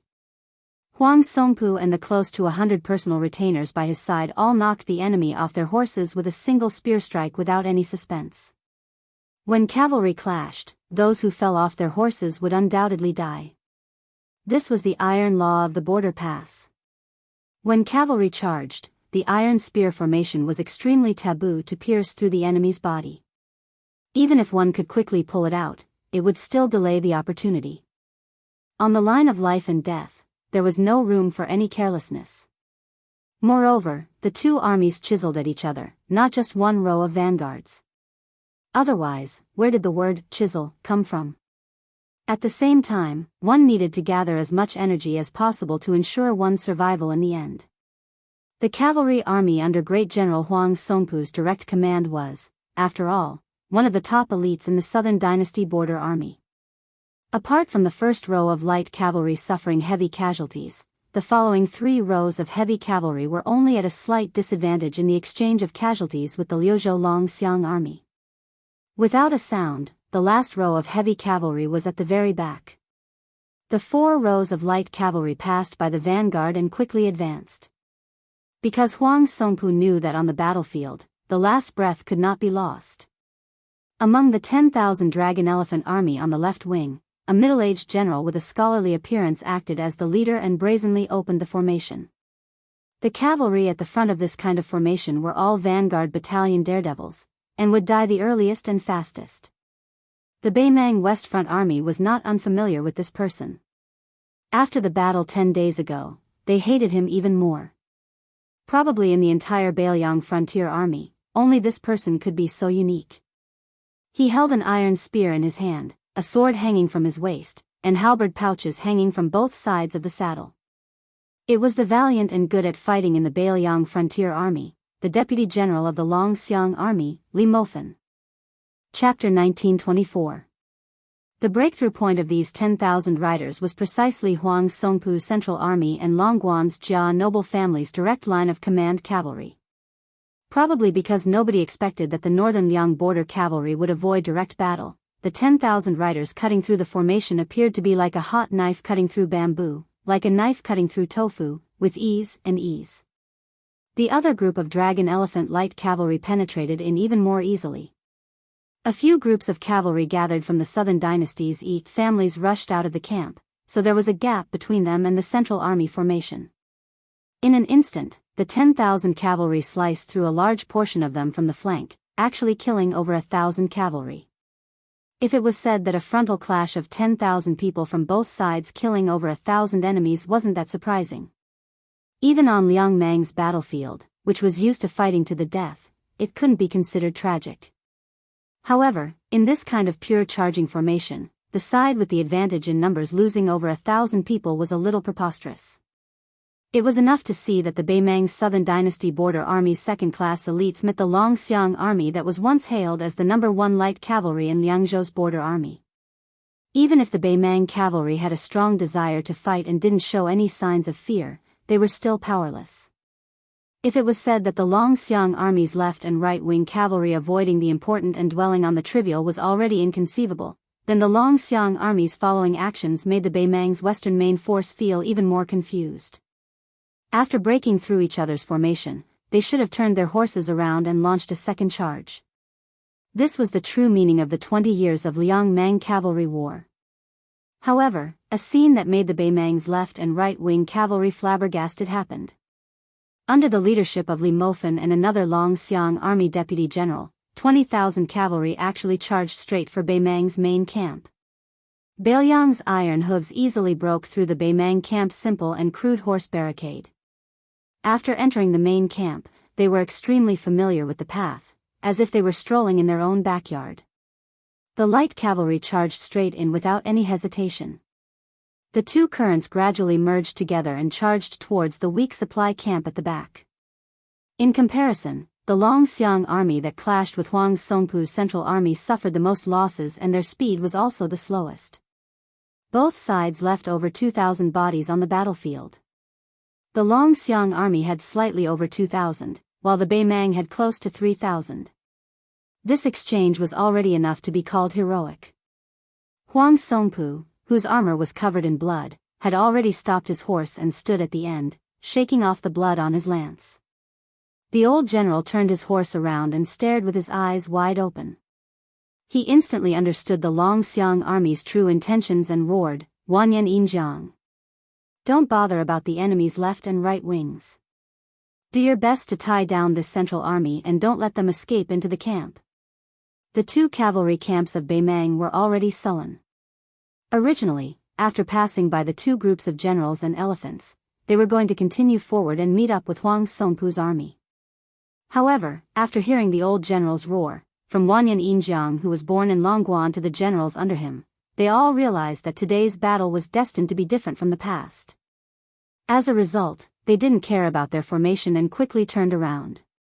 The cavalry at the back that hadn't missed the Longxiang Army by a hair's breadth started to move diagonally forward, attempting to cut the middle Longxiang Army inch by inch like chopping a snake. Once a cavalry army lost their formation, they would also lose their speed to a large extent. After falling into a quagmire, they could only wait helplessly for death. There was no doubt that the Longxiang army was brave and skilled in battle. However, they weren't immortals that were invincible and couldn't remain invincible under such circumstances. Facing such a predicament, the Longxiang army in the middle didn't hesitate to cut their wrists.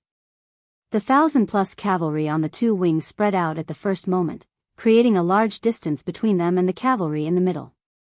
This was to delay the charge of the Beimang cavalry on the two sides. The 1,000 Longxiang army cavalry that changed their formation were using their lives in exchange for the stability of the main force's formation. The 1,000 cavalry on the two sides that kept moving away from the main force ran with all their might.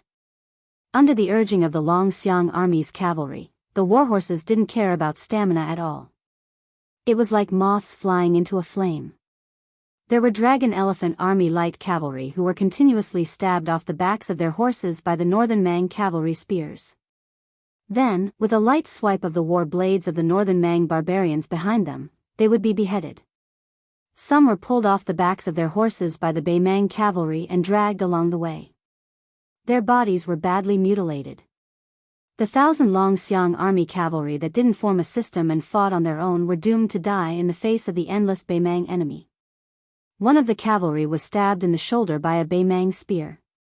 While he was on the verge of falling, he still managed to stab the neck of the enemy cavalry in front of him. However, he was quickly knocked off his horse by the next Beimang barbarian. In the end, before his body landed on the ground, a third Beimang cavalry with superb equestrian skills bent down and chopped his head off. They couldn't stop them. Huang Songpu, who was leading the main force to turn around and fight again, sighed heavily. The old general didn't think that the Longxiang army's true goal this time was actually the supply camp, which was an important source of food. He also didn't think that they would be so familiar with the internal arrangements of his own camp. Therefore, everything happened too quickly. The two flanks of the Longxiang army's formation, the main force's formation in the middle, and the sacrifice of the 1,000 Longxiang army cavalry were all like this. This Beimang old general who had outstanding military achievements was caught off guard. Huang Songpu suddenly turned his head to look. The sound of horse hooves and dust flew everywhere. Huang Songpu said to a retainer beside him in a deep voice, "Pass down the order. All the infantry in the camp are to leave the camp and get into formation in the south of the camp. Order the left camp to chase after the Longxiang army with us in the middle. Go around the camp and delay the enemy as soon as possible. Don't be greedy. If the Longxiang army tries to split up and retreat to Qingsang City, kill one of the cavalry units nearby. Also, let Wanyan Yinjiang lead the troops to intercept the 10,000 cavalry behind us. They should be the cavalry of Liuzhou's general Ko Jianghuai. They are mostly young and strong, with some of Liangzhou's border troops mixed in. Their combat strength isn't worth mentioning." Huang Songpu suddenly added, "Oh right, tell Wanyan Yinjiang to be careful. Su Longxiang might be hiding in Ko Jianghuai's army. There's no need to worry about anything else." At the same time, a middle-aged man beside Huang Songpu smiled and said, "If the general is still worried, I'll go to Wanyan Yinjiang's side and ask for advice from that enemy of 10,000 people, Su Longxiang." Huang Songpu glanced at the second head of the Zhong family and nodded. Chapter 1925. After Zhong Liang left, Huang Songpu, this veteran general who had been through hundreds of battles, didn't feel discouraged at all. He didn't feel any heartache over the loss of a supply camp that didn't affect the overall situation. The Southern dynasty's strong foundation could withstand such losses. As long as the Central Army and left camp cavalry successfully intercepted a portion of the Longxiang army, even if they only needed 5,000 to 6,000 cavalry, it would be a small victory for their side. A small victory in the truest sense of the word, and not a small victory as described by the peace decree. In order to ensure that they could catch up to the Longxiang army that was slaughtering their way through the supply camp, Huang Songpu and the Longxiang army's elite cavalry went around the camp to the north. The Longxiang army couldn't possibly escape all the way to the north. They had to return south to Qingsang. If the Longxiang army's cavalry dared to escape from the pursuit, they would be seeking their own death. They could only be caught like a turtle in a jar by the Southern Dynasty's army that still had the advantage in numbers. Once Wanyan Injiang's elite cavalry destroyed the Jianghu reinforcements, victory would be in their grasp. This camp would become the graveyard of 20,000 Longxiang army soldiers. Huang Songpu believed that the deputy general of the Longxiang army, Li Mofen, wouldn't be so muddle-headed. In reality, the movements of the Longxiang army that broke into the enemy camp were all within Huang Songpu's expectations. The Dragon Elephant light cavalry of the three cavalry forces naturally cut down the Beimang supply camp without any suspense. They killed anyone they saw and burned any rations they saw. Afterwards, they left the camp from the north. They didn't split up, but maintained their formation and went south along the left side of the Beimang camp. Coincidentally, they met the 38,000 Shilong Pass beat cavalry. There were still 16,000 elite cavalry under Huang Songpu's direct command. After making a slight detour, they began to gallop over from the rear.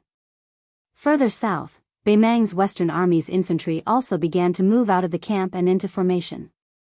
They were already moving to the right to intercept the Beiliang cavalry that was able to smoothly drill their way south.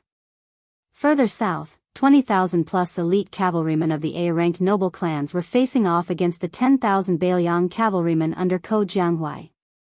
According to the current situation, if the main force of the Longxiang army wanted to cross the three lines of defense and avoid the pursuit of Huang Songpu's elite cavalry, they would have to pay a heavy price. When Wanyan Injiang urged his horse forward, he was really proud of himself. He was already imagining himself holding the head of Beiliang Su Longxiang in one hand and the head of Jianghu in the other.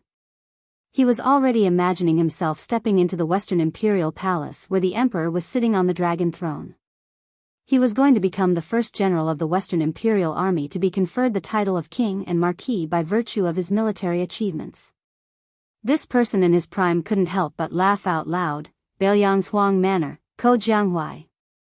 Where are your heads? Liuzhou's Linyao and Fengxiang towns were surnamed Beiliang Su or Beimang's Murong. They almost changed their city flags. Originally, Malyoka, who was the deputy general of Liuzhou and also held the military power of Fengxiang garrison, was originally a local tyrant of Fengxiang.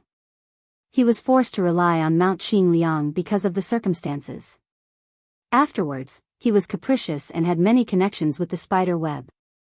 Finally, last year, he was surrounded and annihilated by the Dragon Elephant Army's deputy general Wang Lingbao. Malyoka's personal cavalry was almost wiped out. Kai Anshan, who was the mayor of Linyao military town, was much more obedient. Furthermore, Chao Wei's cavalry passed by Linyao military town twice, and Xie Shibian took over Malyoka's command of the two towns. Kai Anshan completely closed his doors to visitors and retired from the officialdom. Under such circumstances, the newly appointed deputy general of Liuzhou, Xie Shibian, who was supposed to lead 20,000 monk soldiers from Mount Lantua to Qingsang City, suddenly split up his troops when he was halfway to Mount Fengxiang and Linyao. He personally led half of the monk soldiers back to Mount Fengxiang, while the remaining 10,000 monk soldiers were handed over to the Bodhisattva of 6 Pearls to be stationed in Linyao. The female Bodhisattva of Mount Lantua did not have any objections to this. After all, the 20,000 monk soldiers to reinforce Qingsang City was the decision made by Qingliang Mountain and the Protectorate General. Without the young lords or Chu Lushan's personal orders, the fixed route could not be changed. Now, whether it was Mount Lantua or herself, they were all tied together with the Su family. She did not dare to do anything unnecessary. If she delayed the battle, a Beiliang newcomer Xie Shibian could atone for his crime with his death. However, she would implicate thousands of believers in the western region and fall into a miserable situation. Because of this, she had a tit-for-tat argument with the young deputy general. She did not know the meaning of wasting 20,000 monk soldiers in 2 towns far away from the main battlefield of Qingsang City. Could it be that it was a common occurrence in the spring and autumn unjust war? But Xie Shibian, did you really think that these 20,000 monk soldiers were your direct troops? Did you want to maintain your dignity and wait for the right price to sell? At that time, Xie Shibian only calmly told her that the battlefield was ever-changing. Linking the western region and Beiliang's Linyao and Fengxiang town seemed to be the icing on the cake indispensable. However, under some special circumstances, it was very likely to become the breakthrough point for Beiliang's surprise troops. Not only could it be used as a dangerous pass to cut off the retreat route of Yuan's Dao division's Youqi and Chao Wei's cavalry, but it could also allow the Southern Dynasty's border army, which had never been a problem in terms of military strength, to comfortably rely on the two towns to expand their attack line to Qingzhang City. Originally, the two towns were not enough to become the turning point of the war in Liuzhou. However, the current situation in Liuzhou highlighted the potential strategic significance of the two towns. It really allowed the old strategy of Beiliang's strategist, Li Yishan, to play a role. Chapter 1926. The female bodhisattva had a profound understanding of Buddhism, but she knew that she was not good at military affairs, especially when Xie Shibian was a young military master who shone in the Guangling Taoist battlefield. She admitted that she could not convince him, but she did not dare to put the safety of Buddhism in the Western region in the hands of that young man. Faced with Xie Shibian's insistence, she could only propose a compromise, which was for them to bring 20,000 monk soldiers to the military town of Linyao. At the same time, a middle-aged monk with a hidden identity who had the Vajra divine ability of Buddhism would rush to the provincial governor's mansion in Qingzhang City as a scout to report this matter. What she meant was that even if Mount Qingliang in the Protectorate General's office could not respond in time, as long as the provincial governor's mansion agreed, she would agree to Xie Shibian's plan. However, Xie Shibian told her bluntly that in Qingzhang City of Liuzhou, provincial governor Yang Guangdou, and even Qin Shiliang did not dare to make a decision on this matter. Moreover, they might not be able to make it in time. Thus, the two of them fell into a stalemate. In the end, it was a handsome gerfalcon that pierced through the clouds and stopped on Xie Shibian's arm. The Battle of Liuzhou had already begun, and the Battle of Liangzhou was about to begin. However, under these circumstances, this gerfalcon, which was personally cultivated by Chu Lushan and had followed the young king all these years, actually used the young Xie Shibian, who was far away from the two battlefields, as its only contact. At that moment, she had mixed feelings and was speechless. Xie Shibian told her in a low voice, "I will take responsibility for this matter." The young man added, "The king of Beiliang also believes that the deputy general of Liuzhou, Xie Shibian, can take responsibility for this matter." Only then did she tacitly agree to his deployment of troops. The 20,000 strong and fearless monk soldiers of Mount Lantua split up and entered the two towns of Fengxiang and Linyao. At this moment, the female bodhisattva, who was dressed in a white kasaya but had a head full of black hair, stood on the city wall of Linyao. She looked at the 10,000 elite soldiers of Beimang outside the city, escorted by thousands of cavalrymen, and felt relieved. She had made the right bet. Beimang did intend to ambush the two towns. Even someone like her who didn't know much about military affairs knew that the weak military strength that was continuously transferred out from the two towns was not enough to defend the two towns. She had some general understanding of some of the main elites of Liang Mang's border armies, for example, the Great Snow Dragon Cavalry and White Horse Crossbowmen outside Liangzhou Pass, Yan Winluan's infantry within Yuzhou, and the Long Xiang army in Liuzhou. She had heard of the Northern Mang's Southern Dynasty's Dongzhuo's infantry that was said to be able to wrestle with Yozhou's infantry, as well as that fatty Dong's Crow Cage, the Chang cavalry that had already been wiped out in Lu province, the Ruren cavalry that had now been disbanded, and so on. Apart from these, there were also some troops that she was not unfamiliar with. Among them, there were the infantry brigade of Beimang's Southern Dynasty border army. Everyone knew that the grassland cavalry had been harming the Central Plains for nearly 800 years, but they had never heard that there were troops and horses that were good at attacking cities.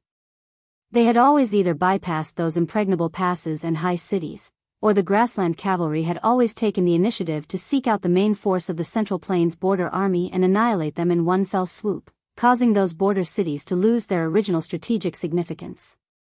However, things were different in Beimang now. Other than Dongzhuo's private army, which was mostly made up of infantry, the Southern Dynasty border army had a special kind of troops stationed in several military towns. They were the infantry brigade. They were definitely different from ordinary infantry, and their treatment was not inferior to the heavy armored infantry in the history of the Central Plains. They were the true soldiers of the Empress of Beimang. Li Shan once described this troop as follows: the infantry brigade of the southern dynasty of Beimang is the result of the painstaking efforts of the king of the southern courtyard, Huang Songpu. They go up and down the hillsides, enter and exit the streams, and are the best at climbing high and traveling light. In the deep and dangerous valleys, they use the infantry brigade more often. Their ability to attack cities is not inferior to the top elite soldiers of the Central Plains. She gently exhaled, and her eyes instantly turned cold. She casually threw an armored corpse high out of the city. It was Kai Anshan, the Linyao city's Mu, who was waiting for an opportunity to make a move. Beimang obviously came prepared. They had already convinced Kai Anshan to submit to the southern dynasty. With them working from the inside and outside, how could Linyao defend the town? Before entering the city, Xie Shibian told her to keep an eye on Kai Anshan. As long as there was any movement, it was better to kill the wrong person than not kill at all. She didn't even look at the corpse that fell heavily to the ground. She muttered, "I used to think that the so-called godly use of troops in military books were just boasting by historians who used to be scholars. Now it seems that I was a frog at the bottom of the well." Not only did that youngster foresee Northern Mang's intentions to encroach on the two towns, through that gerfalcon, he gave the order to Chao Wei's cavalry that they didn't need to provide support to Yulwan's Blade Division's Yuzhou cavalry in Southern Dynasty's hinterland, but rather quickly return the way they came, and then wipe out all of the Northern Mang border army that infiltrated Lu province's border. Such courage and decisiveness really made her, who was on the same side, feel terrified. Just in case, when things came to a head, one was one. However, that Lu province deputy general just happened to be able to return this chance to Northern Mang exactly as it was. She did not feel that this was a blind cat meeting a dead mouse. Among those who practiced martial arts, there were also exceptional geniuses who were unparalleled. It was the same for those who used troops. They became heroes that never appeared in the world. On the city wall of the Phoenix Legion town in Baoyang, which was the furthest out of the three towns in the west, Xie Shibian was wearing armor. His hand pressed on his cold blade, and his expression was cold. Even in such attire, this scholarly-looking young man gave one the feeling of a scholar. In a voice that only he could hear, he said in a low voice, "Ko Jianghu, you said in your early years that one day in a cavalry battle, you would fight as if you were using your cavalry to bully your infantry." The evaluation of the Liang dynasty was that since the Dafeng dynasty, he was called a Confucian general. He used the spring and autumn weapon armor Yi Baikue to win. After him, it was Qin Jibao. After Qin Jibao, Xie Shibian was the top Confucian general. The three of them each had their own strengths, and there was no difference in strength. Maybe because Xie Shibian was the only one who was still alive and held a high position in the imperial court, such a conclusion might not have been able to convince the masses. Even so, Xie Shibian's position in the hearts of the future strategists was already enough. Regarding this matter, Xie Shibian, who was in his twilight years, could only laugh to his close friends. In terms of using troops, I am far from Ko Jianghu. Xie Shibian, Ko Jianghu. To choose twin jade annulus. Today, he was Baoyang's twin jade annulus. Chapter 1927. For a cavalry army that didn't have the advantage in numbers to try and break through the three lines of defense that were tightly connected, especially when two of the lines of defense had large-scale cavalry forces, under normal circumstances, it was no different from a fool's dream. If one added on the fact that there were close to 20,000 elite cavalry chasing after them, the situation could probably be described as a land of death. It was precisely under this type of extremely dangerous situation that the Longxiang army that was charging south began to change their formation. The vanguard cavalry that had most of their spears and lances destroyed slightly pulled back the front line. With Li Mofen at the head, everyone pulled out their blades and formed a conical formation. It was clear that they wanted to use the fastest speed to break through the Yi Longguan family's 38,000 cavalry. At the same time, roughly in the middle of the Longxiang army's formation, a clear dividing line was stretched out. The 10,000 or so young and strong cavalry that slowed down their warhorses were gathered at the back. Almost everyone had a spear and lances in their hands. In a normal cavalry formation, rows of spears and lances were laid out horizontally in a swift and fierce line. The former formation was more used to tear apart the enemy's formation, at the same time slowing down the speed of the Beimang cavalry to the greatest extent. The latter's vicious charge was more of a life-and-death struggle. Under the personal leadership of the Beimang great general, Huang Songpu's cavalry did not charge forward with all their might. Instead, when the Longxiang army changed their formation also quietly changed. The center of the cavalry formation was thinner and the two wings were thicker. First, they suffered the most losses. Adding on to the fact that they had circled around to the north of the main camp to cut off the path of the Longxiang army, the cavalry and warhorses were a little tired. After a spurt of energy, they needed to use this opportunity to recover their strength. Furthermore, they worked together with the cavalry of the Yi High School of the south to form a pincer attack from the north. If they charged too quickly and met with the cavalry that passed through the Longxiang army's formation, it would create an awkward situation where they collided with each other. Therefore, Huang Songpu's cavalry were like a flood meeting a pillar in the middle of a river. They intentionally gave up a large area in the north to allow their allies to turn around. When the time came, the two cavalry forces that naturally gathered together would be able to form a perfect formation with both wings thick and heavy. Together with the cavalry formation that was formed by the soldiers that came out of the camp, they would definitely be able to deal considerable damage to the Longxiang army that had been defeated time and time again. However, Beiliang's Liuzhou border army was already showing signs of complete annihilation. After Ko Jianghuai's cavalry and Wanyan Yinjiang's 20,000 cavalry clashed, the situation took a turn for the worse. The 20,000 Southern Dynasty's elite troops originally thought that it would be a simple battle where they would be able to obtain great military merits. Who would have thought that after the clash, they would be completely defeated? Ko Jianghuai and a young general wearing a strange red armor were neck to neck, and their momentum was unstoppable. The two cavalry were like this, and the 10,000 cavalry behind them were even more so. If not for Zhong Liang, who was hiding beside Wanyan Yinjiang, saving him, Wanyan Yinjiang would have been pierced through the chest by the young man wearing the red armor. If not for the fact that the young man who won the title of enemy of 10,000 in the Liangmang battlefield did not have any desire to fight, even if Zhong Liang wanted to protect the second-in-command of the Longguan aristocrat clan, it would not be easy. However, Zhong Liang, who was in the middle of the battlefield, was also scared witless. How could these 10,000 cavalry be Beiliang's last-ranked cavalry? They were worthy of being the main force of the Longxiang army. Wanyan Yinjiang's 20,000 elite cavalry were like a piece of silk that was torn apart by a sharp weapon. After the clash, more than 3,000 of them were lying on the ground. This kind of heavy injury was simply unimaginable. Pull one hair and the whole body will be affected. Wanyan Yinjiang's elite cavalry was mysteriously unable to withstand a single blow, and it directly caused the hearts of the Beiliang's western infantry to waver. This was because as long as the Longxiang army from the north smoothly went south, it would form a situation where two cavalry armies would attack one infantry army from the north and south. This was enough to be fatal to the large formation where only the last-ranked men on the grassland would be reduced to infantry. In an instant, the situation changed, and victory and defeat changed hands. Although the 40,000 cavalry gathered at the Yi gate of the Longguan Pass still gritted their teeth and tried to stop the Longxiang army from going south, when faced with the 25,000 Beiliang cavalry, they naturally didn't have the strength to do so. The iron spear of Li Mofen, who had killed no less than 30 enemy cavalry, had long broken apart. The 40 or so halberd pouches on both sides of his saddle had even been used up. Of the 40 or so corpses in northern Mang supply camp, all of them had a short halberd stuck in their heads. Li Mofen, who was the vanguard of the cavalry formation, was the first to successfully kill his way through the enemy's formation. This deputy general of the Longxiang army seemed to have 25,000 Longxiang army cavalry behind him, but in reality, it was less than 15,000 cavalry.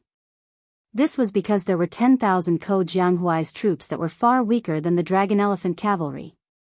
Those 10,000 outstanding vagrant youths, who had been conserving their strength from start to finish, were left with the corpses of the Beimang cavalry wherever their long spears passed. Ko Jianghuai's sneaky substitution was precisely the key to this battle that gave the Beimang cavalry a feeling of absurdity from start to finish. In reality, these 10,000 people had been following behind the left wing's two groups of dragon elephant light cavalry from start to finish. From breaking through the enemy's formation to entering the camp, and then to now heading south, their losses were negligible.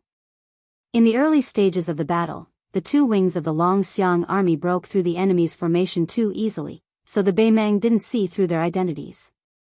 As a result, on the current battlefield, the Beimang army was in an incomparably awkward and comical situation. The southernmost Wanyan-Injiang's cavalry was beaten to the point where not a single bit of their energy was left. From the main general to the ordinary cavalry, everyone was panicking and at a loss. Then, there was the infantry formation that had yet to completely solidify.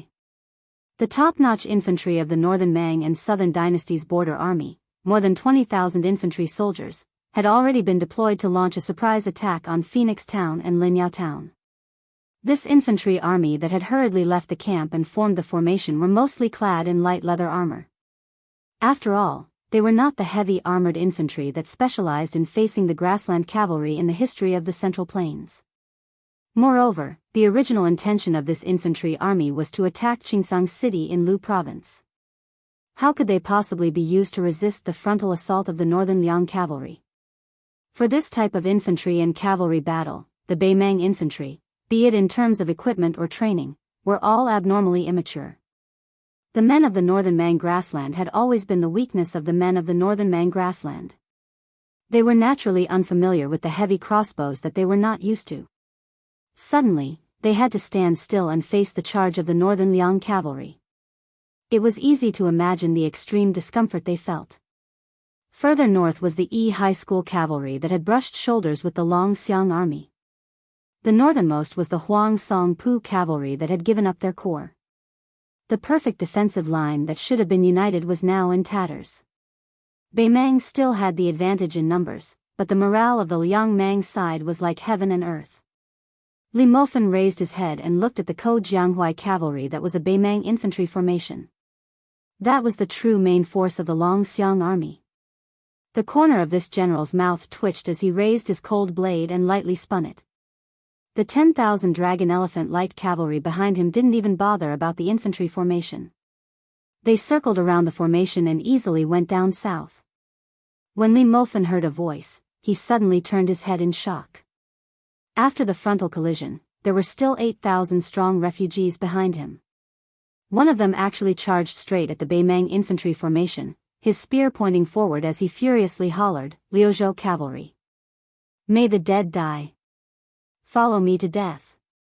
Li Mofen, whose face was cold, slowed down his horse, turning his head to look towards the north. Was that fellow crazy? The start and end of today's battle was due to Ko Jianghuai's careful planning. Originally, everything was within Ko Jianghuai's calculations. However, that Liuzhou general didn't allow the refugees to die on their own accord. One must know that such bold actions would result in military merits after the battle. Based on Beiliang military law, a light punishment would be a demotion in rank, and a heavy punishment would be beheading in public. In Li Mofen's field of vision, he saw that when that rider was about to collide with the Northern Mang infantry's barricade spears, he suddenly tightened his reins. That A-ranked warhorse from the silken pasture suddenly leapt high into the air. It jumped over the first two rows of spears that were slanted forward, crashing into both the man and the horse. The heavy fall of the horse's iron hooves trampled a Beimang infantry soldier to death on the spot. The warhorse that couldn't bear the heavy burden had its knees broken.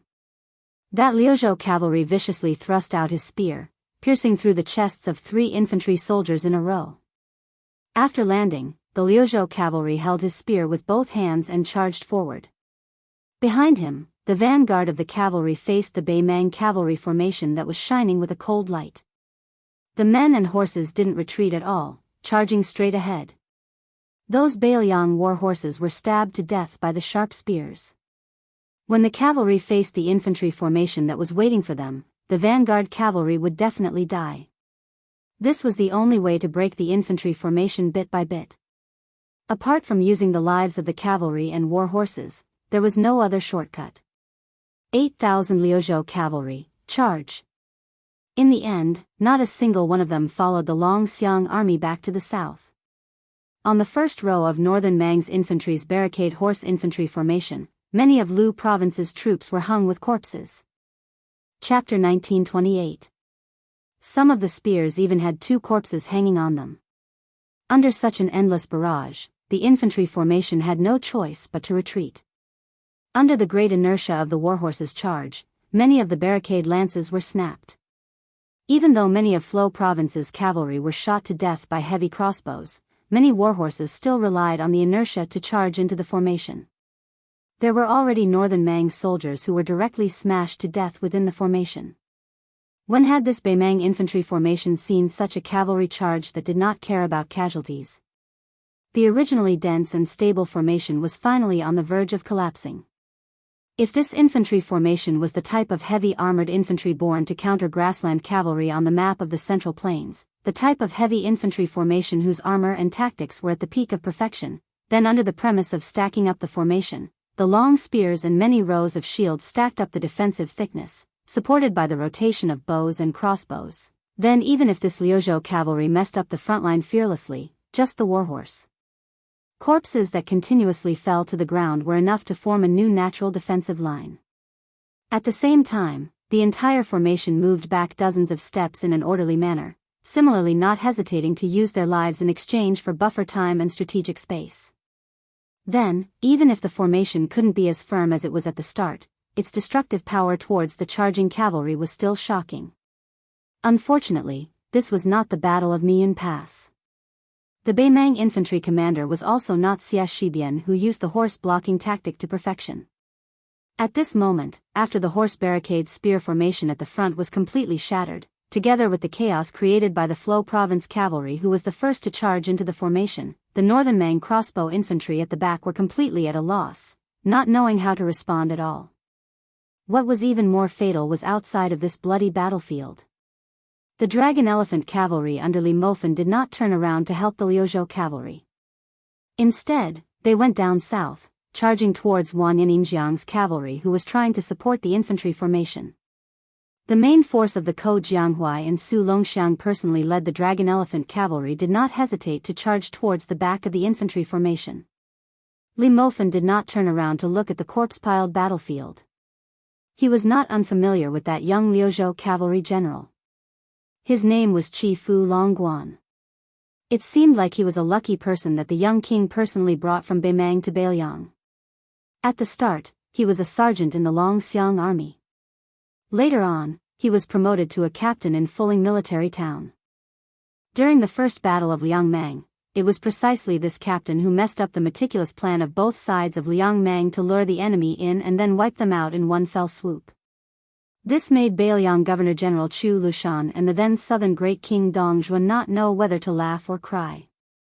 That was why this young man's name immediately shook Liangzhou Pass. After the battle ended, because the Longxiang army suffered heavy casualties on the Liuzhou battlefield, at the same time, Ko Jianghuai, as the Liuzhou general in name, also needed his own troops. Chi Fu Longguan was transferred from Fuling military town to Liuzhou, becoming one of the 3 captains under Ko Jianghuai. Li Mofen could not help but think that this young man was indeed a troublemaker. He even planned that if this kid was lucky enough to survive, he would most likely not be able to become an official. Otherwise, when the time came, he would thicken his skin and plead with the young king to at least preserve this kid's life. Then, he would secretly throw him under his command to become a personal commander. Under the reinforcement of the Longxiang army's main force, the originally tottering Baimang infantry formation, from the initial 20,000 people, was now reduced to less than 10%. Once the infantry formation was broken by the cavalry, this was the case. However, out of the 8,000 Liuzhou cavalry, only 3,000 remained. That young cavalry general covered in blood at Chi Fu Longguan. He was picked up from the pile of corpses by Su Longxiang, who was like a death god. The 2 of them rode together back to the south. The 3,000 Liuzhou cavalry that suffered heavy casualties retreated under the cover of Ko Jianghuai's main force dragon elephant cavalry. Under the intense charge of Li Mofen's Longxiang army, the formation of the cavalry under Wanyan Yinjiang was broken. In the end, they were unable to form an encirclement with the main force of Huang Songpu in the north. They could only watch as the Liuzhou border army broke through the encirclement. On the way back to the south, after the White Horse crossbowmen reported that the Baimang main force had no intention of chasing, the Liuzhou army stopped to rest. Su Longxiang, Ko Jianghuai, and Li Mofen met up, standing together to feed their own horses. Li Mofen glanced at the young cavalry gathered together. After retracting his gaze, he looked at Ko Jianghuai, who had a serious expression. This battle can be considered a huge victory, right? The expected supply camp of the northern Mang barbarians has already been wiped out by us. As for the cavalry exchange, it's roughly 1 for 2, which is still within the acceptable range. Moreover, we even managed to wipe out Old Man Huang's infantry in one go. No matter how you look at it, we've profited from this. Ko Jianghuai nodded his head expressionlessly. Li Mofen sighed. Before, you said that in this battle, the Longxiang army would die first, followed by the vagrant cavalry. Apart from stopping Huang's Songpu, you could also use this to train the troops. Both sides would not be delayed, and in the final battle, those Liuzhou rookies would drag down the Longxiang army. However, after being tormented by that brat, although they died later, the number of casualties was too much. In the end, we lost 7,000 cavalry. Ko Jianghuai, what are you going to do next? You only have so few troops, can you do it? Su Longxiang suddenly said, allocate 7,000 dragon elephant cavalry to General Ko. Ko Jianghuai shook his head, no need. Su Longxiang said in a low voice, after the 7,000 cavalry are given to you, you don't need to return them. Ko Jianghuai laughed and said something that left everyone scratching their heads. If we were in the Guangling circuit, not to mention 7,000, I would accept 70,000 and not return them even if you beat me to death. But here, forget it. Su Longxiang could not figure it out, so he did not bother to think about it. Li Mofen smiled knowingly. This Liuzhou general narrowed his eyes. My Ko Jianghuai has the 3,000 vagrant cavalry. It's enough. Li Mofen asked, how do we deal with that brat? I reckon that if we report the truth to the Governor-General, it will be terrible. Ko Jianghuai said indifferently, paper cannot cover fire. If we really want Chi-Fu Long Pass to live, we can only report the truth. Su Longxiang hesitated for a moment. Should I tell my brother? Ko Jianghuai shook his head, there's no point. Su Longxiang was silent. Among the 3,000 cavalry of Liuzhou, there was a young general sitting alone beside the hooves of a warhorse. His head was lowered, not daring to let others see his face full of tears. 8,000 Liuzhou cavalry, 8,000 were willing to die. Because of him, 5,000 of his fellow soldiers died. After the Liuzhou border army returned to their encampment, the atmosphere in the various tents was heavy. 2 urgent military orders, from the Huaiyang Pass Governor-General House and the North Jibei City General's residence, arrived at Qingzang City. Ko Jianghuai took the 2 military orders with the words Beiliang Governor-General, and the King of Beiliang, on them and came to the encampment of the 3,000 Liuzhou cavalry. On the drill field, Ko Jianghuai walked up the stage and said loudly, Liuzhou Cavalry Governor-General Chi-Fu Long Pass, step out. The young general stepped out, his face calm. It was like he was on the battlefield, facing death with equanimity. Ko Jianghuai's face was expressionless as he opened up a military document and read it out slowly. Lu Prefecture's Lieutenant Chi-Fu Long Pass was greedy for merit and rashly advanced, resulting in the death of 5,000 Lu Prefecture cavalry. Beiliang Governor-General, Chu Lushan. The 3,000 Liuzhou cavalry all revealed an unbearable expression, their faces filled with grief and anger. Ko Jianghuai did not move at all, his eyes cold as he looked down at the drill field. The young general who was sentenced to death felt relieved, his eyes red as he lowered his head and cupped his fists. Chi-Fu Long Pass, yes sir. Ko Jianghuai's mouth twitched, suddenly asking with a smile, Beiliang Governor-General, in Beiliang, is that a high enough position? It is higher than the cavalry commander and infantry commander. The 2 Beiliang deputy judici are far from it, right? All the cavalrymen on the drill ground who were originally refugees were confused, especially those at Kifulang Pass.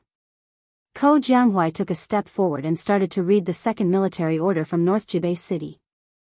Since the beginning of the Su family cavalry, even if the camp did not have armor, blades, or horses, it was still iron cavalry. Liangzhou cavalry has 6 old camps, and Yuzhou had a new one last year. Reading up to this point, Ko Jianghuai paused slightly. Today, Liuzhou also has an iron cavalry camp. They are allowed to raise the camp flag and fight on the battlefield. Ko Jianghuai held the military order tightly and took another step forward. After taking a deep breath, he said in a low voice, Liuzhou cavalry has a new camp, the direct collision camp. Chi Fu Long Pass, from Liuzhou cavalry captain to direct collision camp sergeant. As sergeant, you will lead this camp. King of Biyao, Su Fengnian. Ko Jianghuai looked at the young general and shouted angrily, Chi Fu Long Pass. Yes, sir. Chi Fu Long Pass straightened his back, his voice trembling slightly as he shouted with all his might, Chi Fu Long Pass. You dare not to accept the order? Biyao military law, Biyao cavalry, as long as they wore armor, even if they met a general, they would never have to kneel. Ko Jianghuai put away the two military orders. For some reason, he thought of the young general's unintentional words during the battle. This Liuzhou general gritted his teeth and said word by word, Liuzhou iron cavalry. May the dead follow me in death. On the drill field, 3,000 times, may the dead follow. Chapter 1929.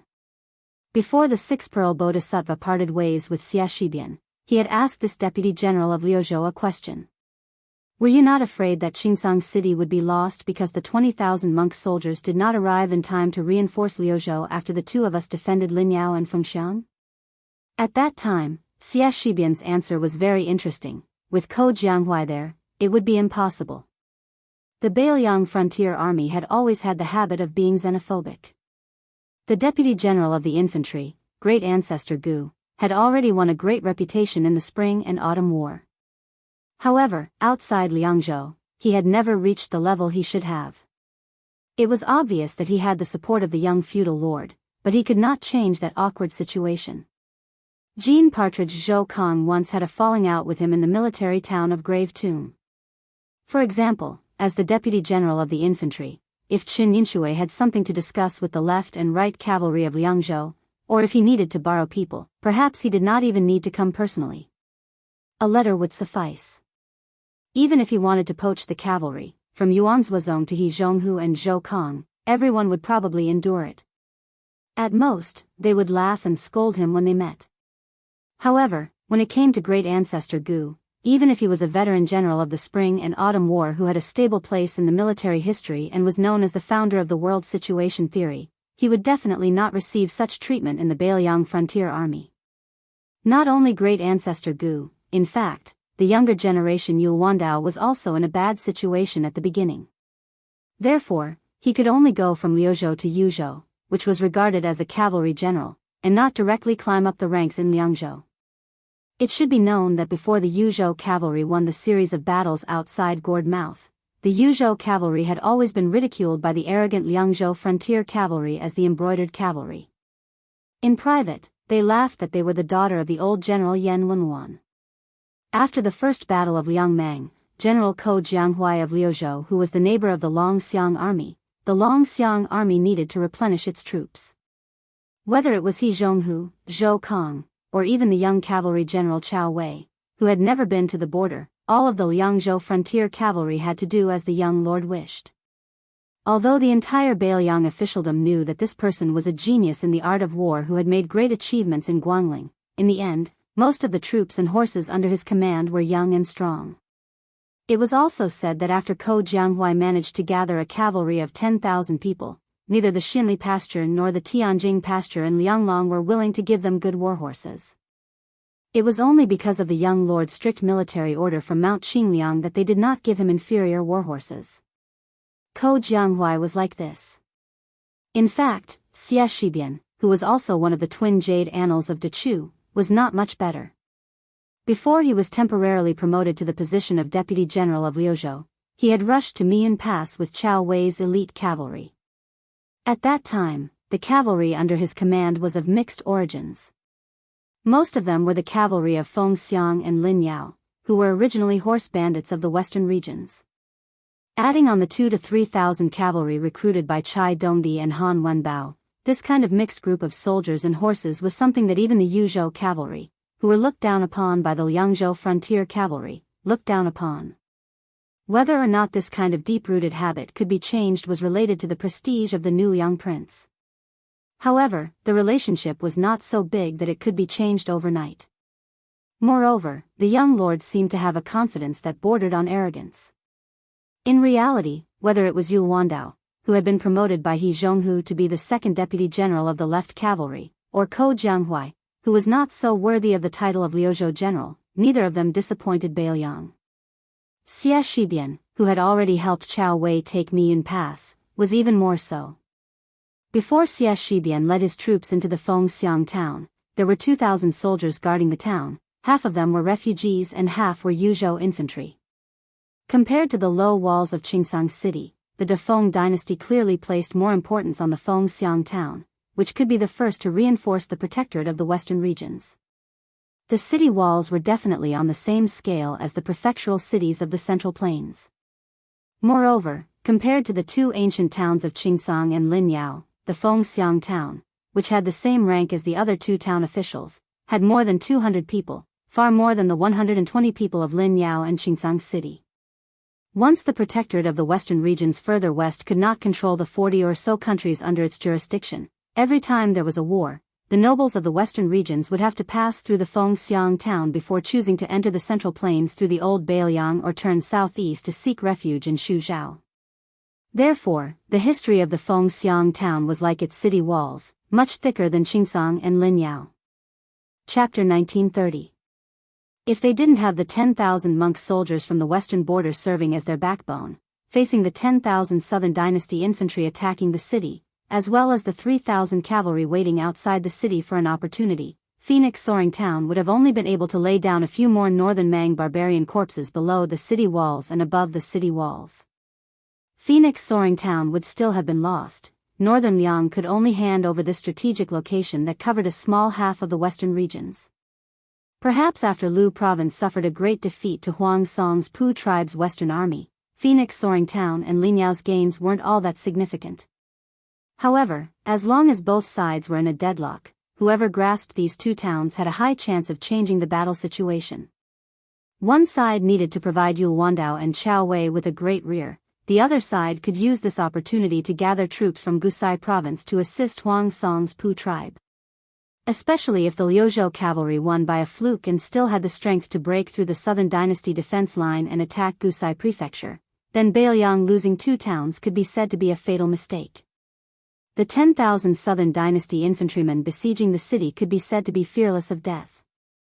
However, because this was a surprise attack where victory was within their grasp, they didn't bring along large amounts of supplies and siege weapons that would slow down their advance. As a result, even though Northern Mang believed that their siege power wasn't inferior to Northern Liang's Yuzhou and Liangji's southern dynasty infantrymen, it was extremely strenuous for them to fight. Even though the infantrymen under the city walls didn't have any geographical advantage at all, they still displayed astonishing accuracy. Many of the refugee youths who were truly participating in a battle for the first time, even though they were warned not to stick their heads out between the two rounds of arrows, many of their corpses could only be dragged down the horse path. Under the premise that Xie did not use the monk soldiers of Mount Lantua, the groups of dare-to-die warriors with shields and blades in their mouths attacked the city several times. Then, they were forced back time and time again by the Yuzhou infantry and refugee youths. From noon to dusk, the infantry paid close to 2,000 lives. More than half of them died on the city walls and were thrown down. During this period of time, Xie Shibian only let the strong and powerful monk soldiers participate in the defense twice. Twice only. Night battles were naturally not beneficial to the siege side. The infantry gave up after trying to attack the city once. They had attacked the top of the city many times, but were unable to break through. It was just like how the grandmasters of the Jianghu were only one step away from breaking through. Naturally, they would not give up just like that. The second day was destined to be an even more tragic battle. The defenders were extremely silent. Everyone looked at the monk soldiers from Mount Lantua, especially the expressionless young commander. Their eyes were filled with grief and indignation.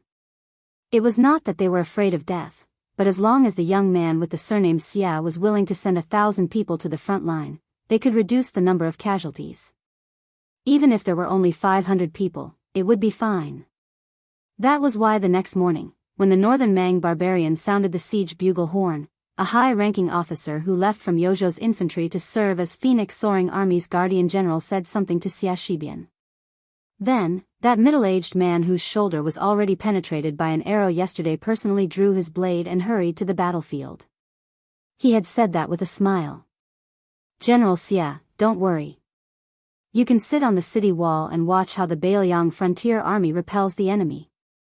In the Liang army of the Central Plains, if one was a lieutenant or a general, they could be praised by others as a general. However, in Biyao, only the old Prince Liang Su Shao had this honor. The cavalry and infantry Yuan Zuozong and Yan Wenluan could not. The new and old Biyao governor-generals Chen Jibao and Chu Lushan could not either. Apart from the Yuzhou cavalry that they had fought side by side with outside the pass, the new Liang Prince Su Fengnian was rarely called a general. Most of the time, he was just called a prince. This was why Xia Shibian was called a general with his surname. He definitely did not have good intentions. As the deputy general of Liuzhou and the general directly under Fengxiang and Linyao, Xia Shibian did not seem to mind at all. His face was dark as he watched the general walk away. For the entire day, more than 2,000 wandering souls and wild ghosts were found by the Buba army in this foreign land.